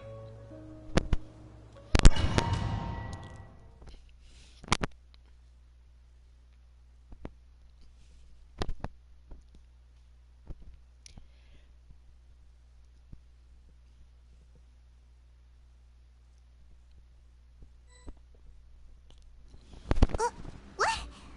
Weren't we at a waterfall just now? How did we suddenly end up here? Oh, so many clouds. It feels like we're high up in the sky.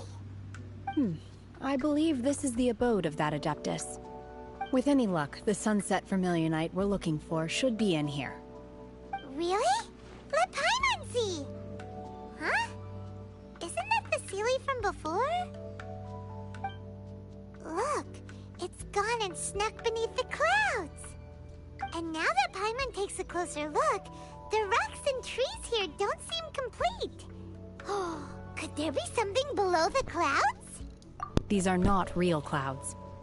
They are the product of an Adepti art used for spatial partitioning. If we want to go down, we must first destroy the mechanism that is maintaining the Adepti art. All right, then let's do it. I sense the presence of monsters in this place. I don't know where they are hiding, so we'd better be careful.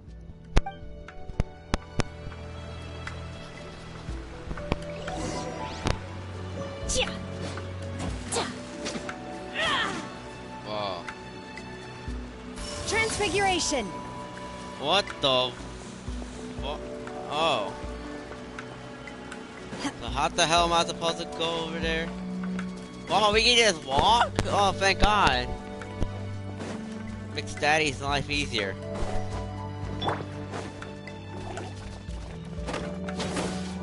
Oh, this is where they must need to.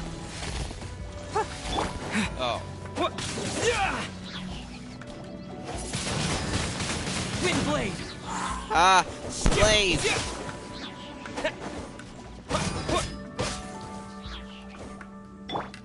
Cool it!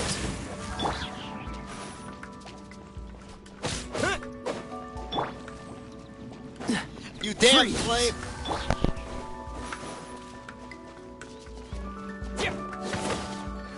Maybe the Geo thing. No? Maybe...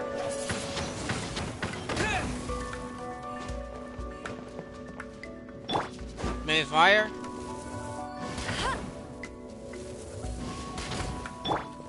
Cool it! Well, I've done with all I could have done. That's it, I'm done. Oh, I have to...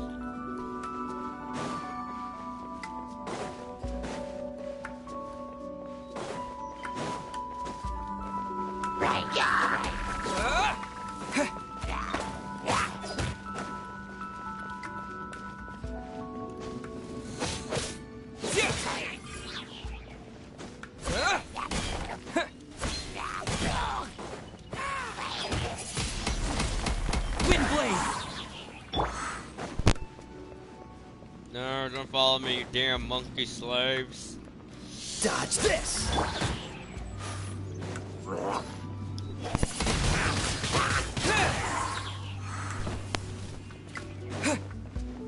Gotta send these fellas to the pool. Oh, well, maybe it has to do with her powers. Shit! My will embodied! No? What the hell am I looking for then?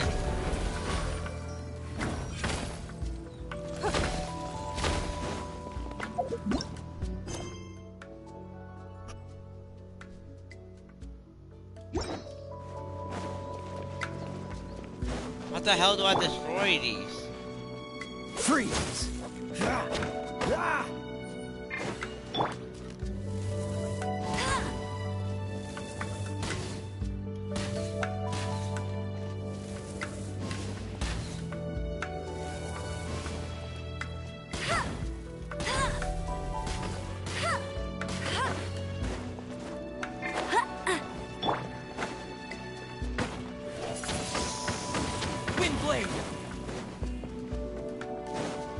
Bro, I'm about to go on YouTube.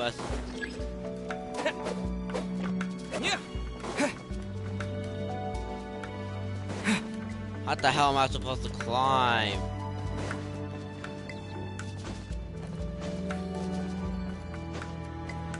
Bro,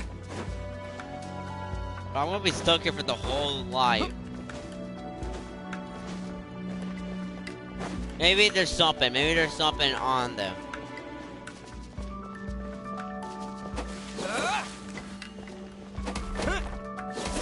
Oh, this rock is weird.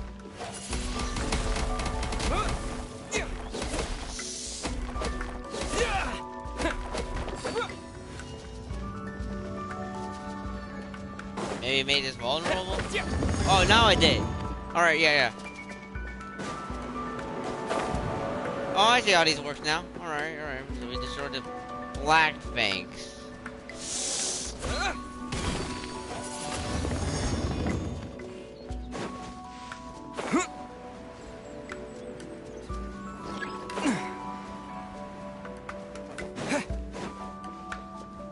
That took forever to figure that out.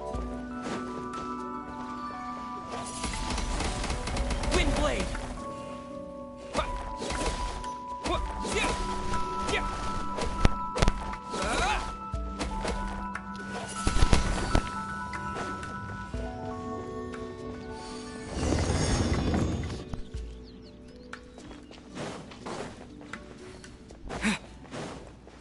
It appears that we've been taken for intruders.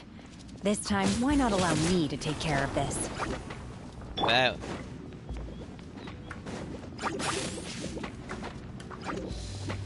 Take your true form! Damn! My will embodied!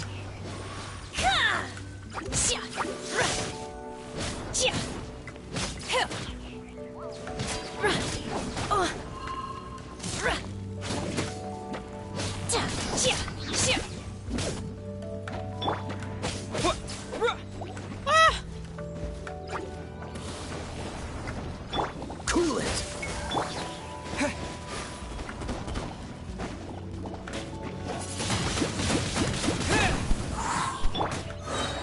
Take your true form! Transfiguration! The core of the mechanism is exposed. Now's our chance.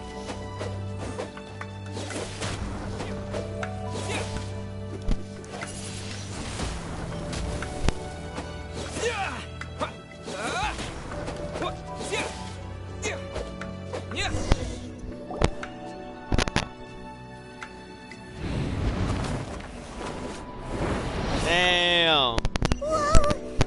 We're gonna fall! Is everyone okay?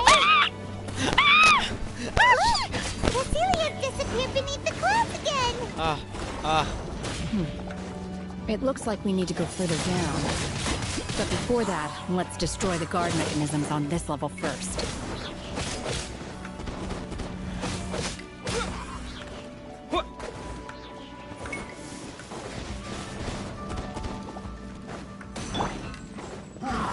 Freeze!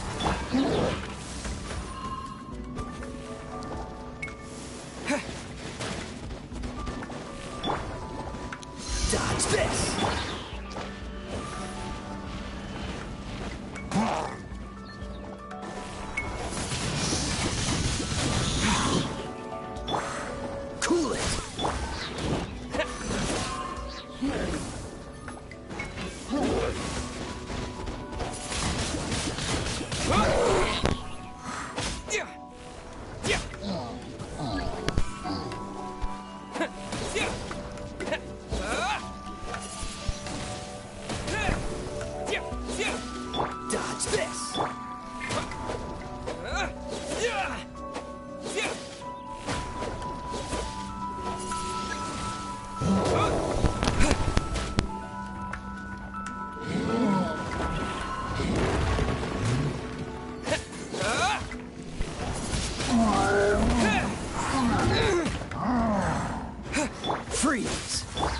That's one way to die.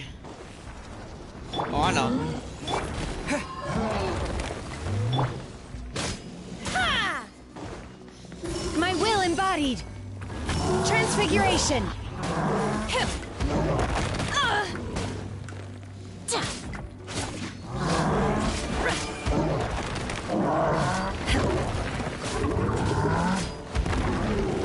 Cool it. Wind blade.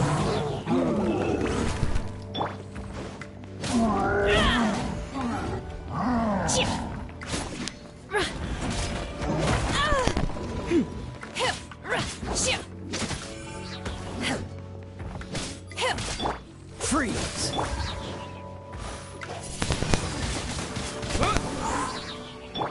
Your life is mine. No, I accidentally. No, it's a damn thing. Give me that. Take your true form.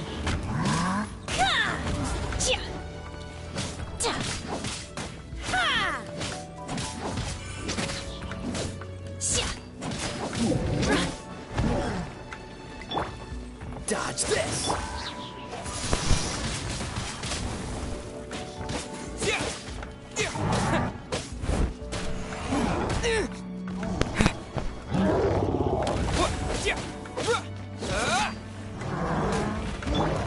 Transfiguration. Take your true form.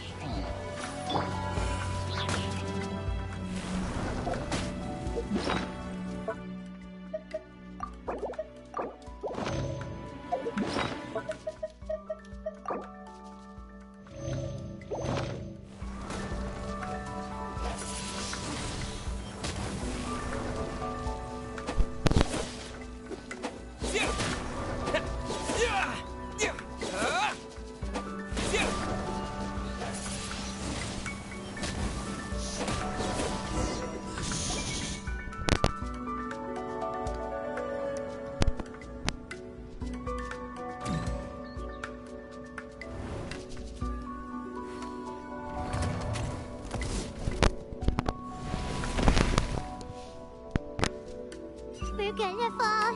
This time, we're really gonna fall. Luckily, there was a pool of water at the bottom. Otherwise, that could have ended very differently. Hey! That Sealy's on the move again. Let's catch up with it.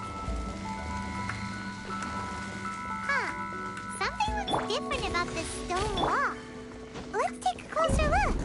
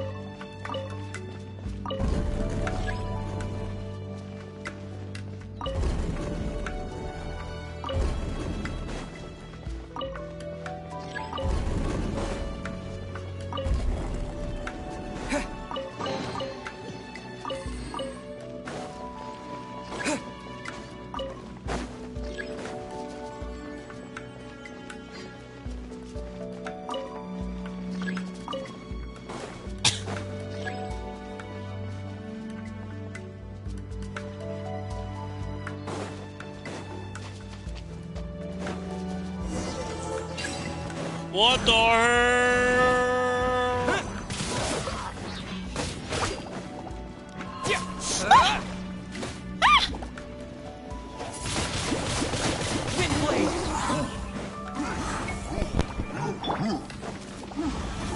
Cryo Incarnate! Transfiguration! My will embodied! Yes, sir! Oh, they're all dead!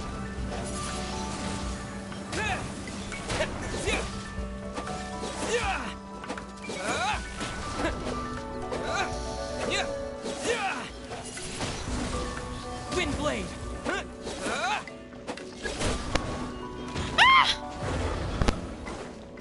What the hell is that? No, no!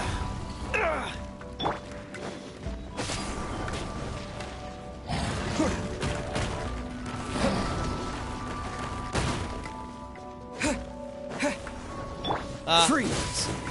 There. No.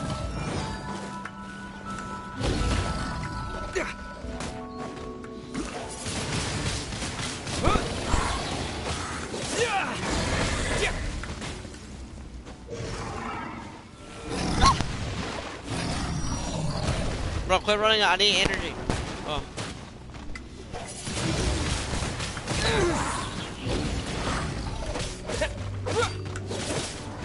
Cool it!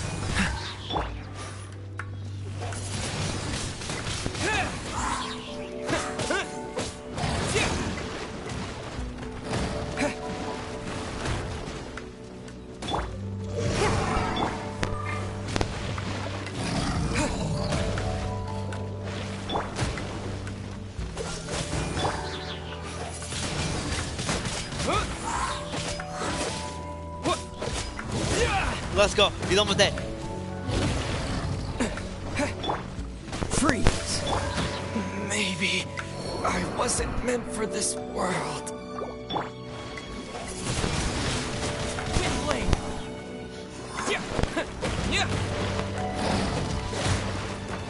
Cool it!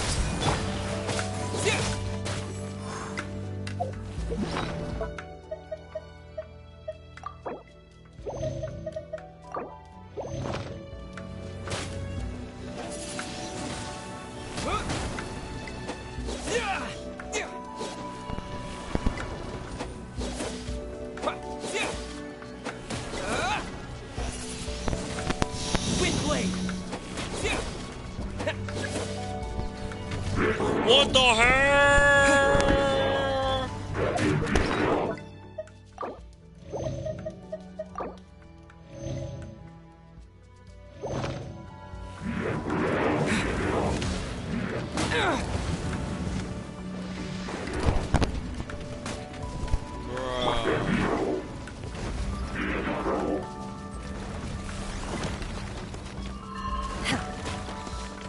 By ordinance divine! Obey!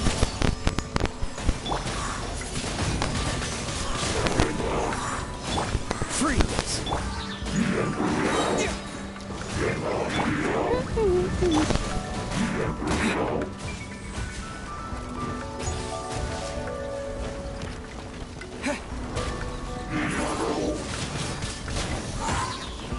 Oh, let's go. First machine down. First machine down. Oh, bro, try that crazy.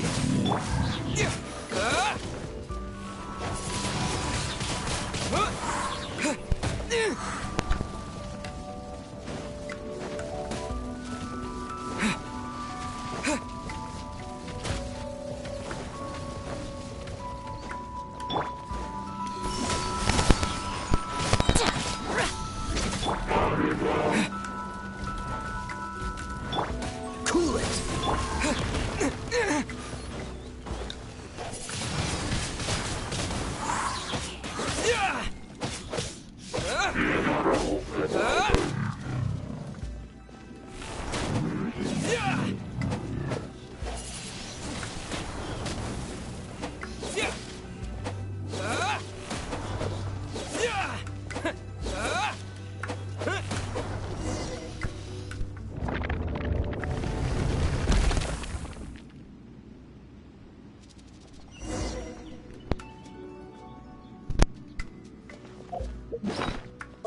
Bruh, I'm still gonna die.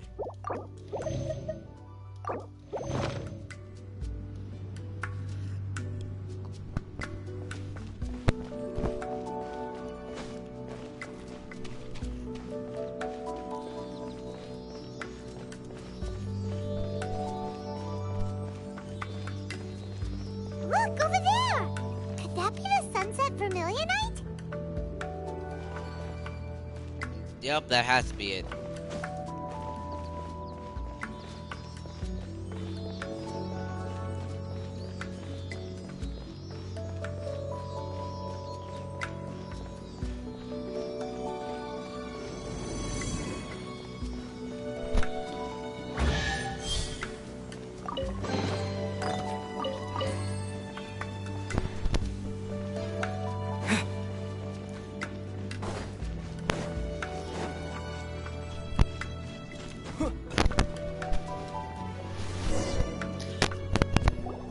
Is this it?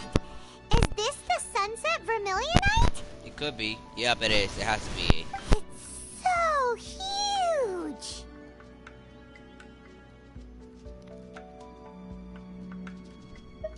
That's true, but then again, why isn't it floating? Plaustrite doesn't float until it's activated. It may look different from most ordinary stones, but it weighs around the same amount. Only after being activated does Plaustrite reveal its true nature, breaking free from the shackles of the mortal realm and ascending up into the heavens. Wow, Shenhe, you seem to know everything about this. Only because my master is fond of chatting about these things.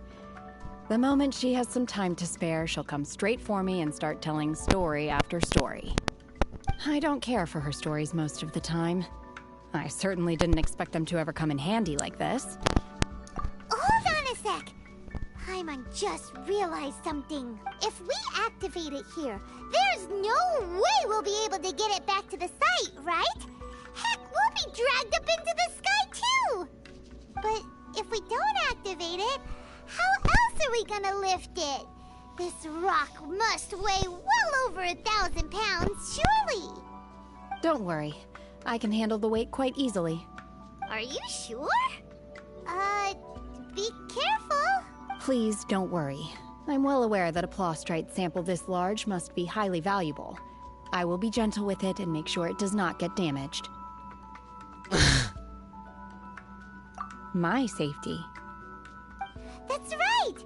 Paimon's sure you can handle it and everything, but if something this heavy lands on you, you're gonna get yourself hurt, no matter who you are. You gotta be extra careful when lifting heavy objects. It's just common sense. Is it now? Well then, thank you. I'll go on ahead with the plaustrite. Let's meet at the building site later. How is Shenhe able to carry that huge rock all by herself? Adepti super strength much? She We can't slow down yet. Let's go meet her at the building site. She took the whole big head wrong. She took the damn rock with the whole bell. What?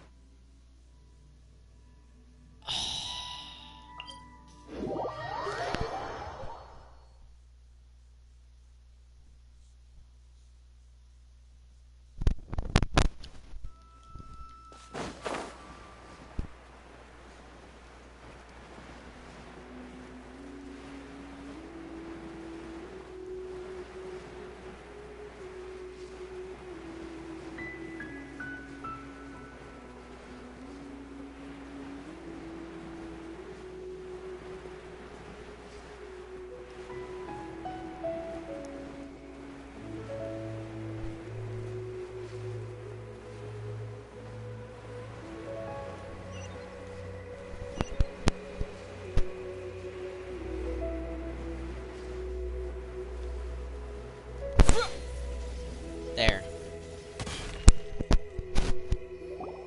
Oh my god, I can't believe my eyes. How can she lift that massive rock all by herself? She's gotta be one of those Adepti, surely.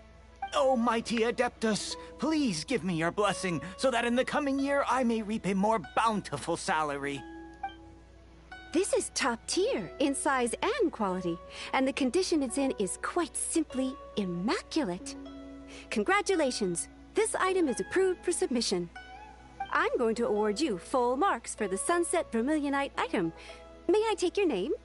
My name isn't important. I'm not even here to compete. I was just delivering this for some other people. They should be here any minute now. Shenhe, and Ningguang's little helper. Ah, so you're the ones behind this. No wonder. The rarest talent turns in the rarest plastrite specimen. But I have to correct you on one point. It's not helper, it's secretary. Okay then, Miss Secretary, what do you think of the rock we found? Pretty amazing, right? In truth, it is the finest piece of plastrite we have received so far.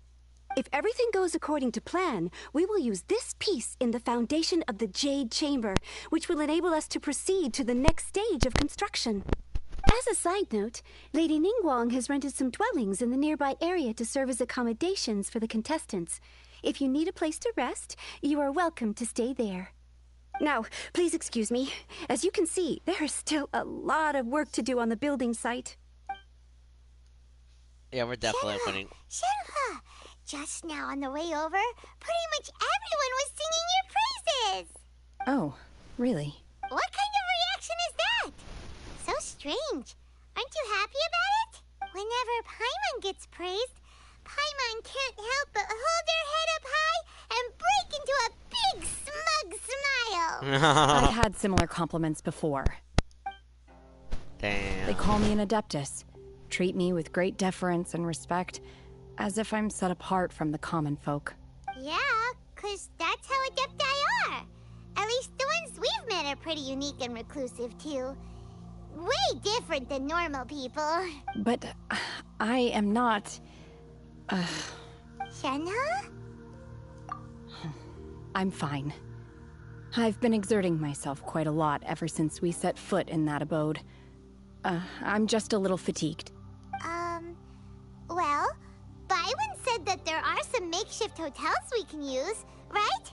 Let's go check in and take a rest. No need. I simply need to find myself a secluded place in the wilderness to sit and meditate in silence. You can't do that. It's dangerous out in the wild on your own. When you're hungry, you go eat something tasty. And when you're tired, you go lie down in a nice, comfy bed. All right? Okay. If you insist. Great! Now we're talking. No.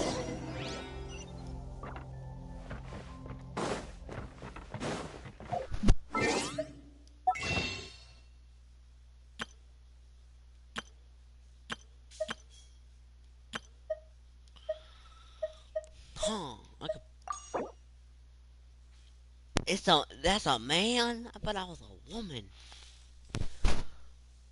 Oh no.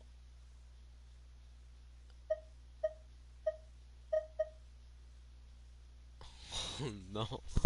I've been calling it a woman. Oh, I'm looking.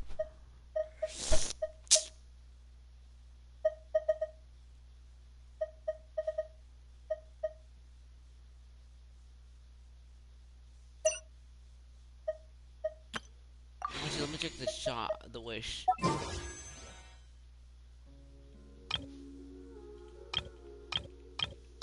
Everything looks normal. I like how these elevators are not meant for humans. I mean those ladders. Oh, this must be the hotel. I mean, it looks like it. Bruh.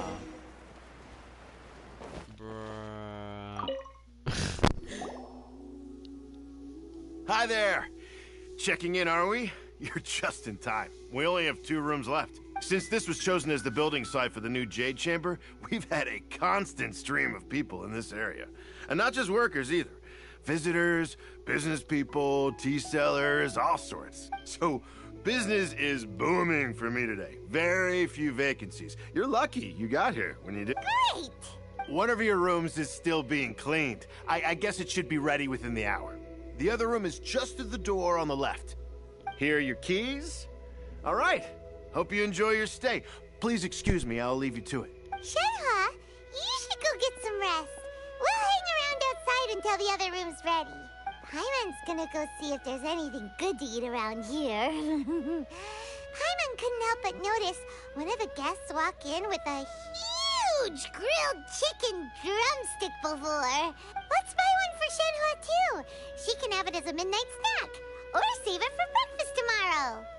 All right. I will head to my room for now. If you need anything, don't hesitate to disturb me. I'm a light sleeper. I will hear if you knock on the door. See you tomorrow.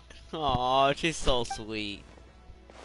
Hey, isn't that Cloud Retainer? What's she doing here? Let's go and say hi. Yeah. Cloud Repair's gonna shoot me with a Glock 17, an AK-47, a machine gun, and I'm gonna get stabbed, shot, headshot, a 360 no scope, get blown up by an RPG. Oh, damn you. Damn, Monyo. Oh, never mind, over here. Hey, what up? One trusts you have met Shenhe. So, are you getting along quite well? So far, so good. Yeah. So, you know Shenhe too, Cloud Retainer? Naturally. Save for Ganyu, who spends the majority of her time in Liyue Harbor.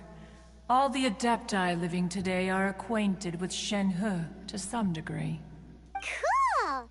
So, what's her Adeptus name anyway? Calling her Shenhe feels kind of friendly, but also kind of disrespectful. So Paimon's thinking maybe it'd be better if we called her by her Adeptus name instead. Her Adeptus name? Why, pray tell, would Shenhe have an Adeptus name? Don't all Adepti have a special title they go by? On this latter point, you are correct. However, Shenhe is human. Oh, right. Wait, what? Paimon neither! This is a real surprise! Do you mean to say that she presents differently from ordinary human beings? Well, to start with, her problem-solving methods are extremely direct. Ah, yes. She was like this all those years ago when one first met her. In this respect, she has not changed. One first found Shenhe by chance in a cave. One was passing by and sensed the presence of a god's remains. Being of an ever-vigilant disposition, one entered immediately to inspect the scene. Inside was Shenhe, then aged around 6 years old. In her hand, she held a dagger with which she was confronting a monster that was the god's remains incarnate. That sounds so dangerous. When one arrived, she had already been locked in confrontation with this monster for several days. Most mortal children are fragile, both physically and mentally, and are highly reliant on their parents for survival. But not so her. That she was able to endure such terrible danger was due not only to her strong willpower, but also to the bloodlust and homicidal instinct with which she was born. One dealt with the monster, yet she still refused to lower her guard. She even pointed her dagger in one's direction and remained ready to strike. Only after she was satisfied that one had no intention to cause her harm did she finally relent. She then passed out without uttering a single word. In other words, if you hadn't passed by that day, Shenhe might have... Not necessarily. Upon one's arrival, one could sense that the god's wrath was gradually receding. Even had the stalemate continued, one suspects that Shen He may have still emerged the victor of the confrontation. That's still so dangerous, though. Why was a tiny little kid battling against the wrath of a god in the first place? Alas, the mortal world is rife with suffering of every kind, and she had experienced her fair share of this, even at a tender age. Seeing that she was homeless, one decided to adopt her. Indeed, it is one to whom she refers. Shen He has an extraordinary constitution, making her well adapted to practicing the Adepti arts. All the Adepti cherished her talents, and so we were willing to train her. However, her homicidal urges did not subside with age. Rather, they grew stronger day by day. Mooncarver once performed a divination for her. He declared that her fate is to bear the curse of calamity. Consumed by malevolent energy, she is prone to bring harm to those around her.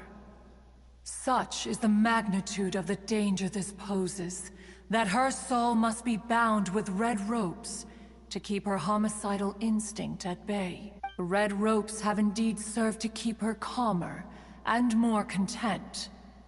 But they also seem to have rendered her somewhat inexpressive. Perhaps the red ropes are so powerful that they have suppressed some of her other emotions as well.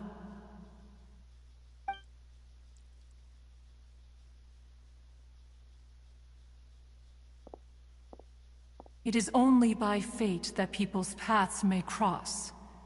Now that Shen He's path has crossed with yours, please be sure to treasure the gift that fate has given you, and take good care of her.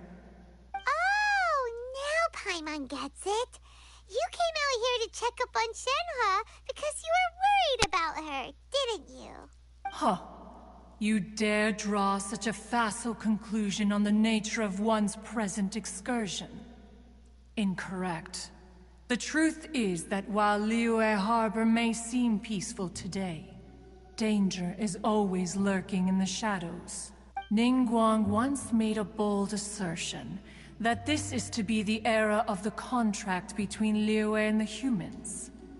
Well, one is most curious to observe how she will respond to the coming storm.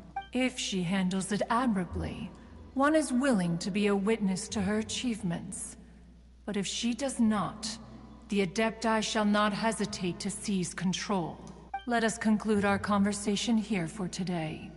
One has occupied enough of your time, and night is approaching. Be sure to get So, Shenhe isn't an Adeptus after all.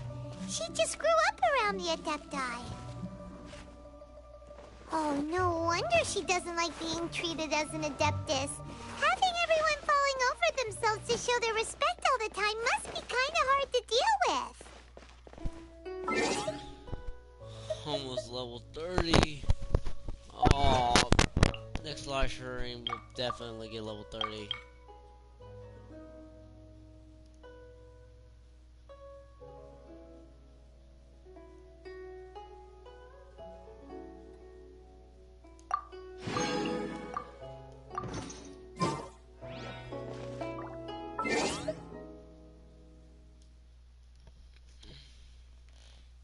We're done for today.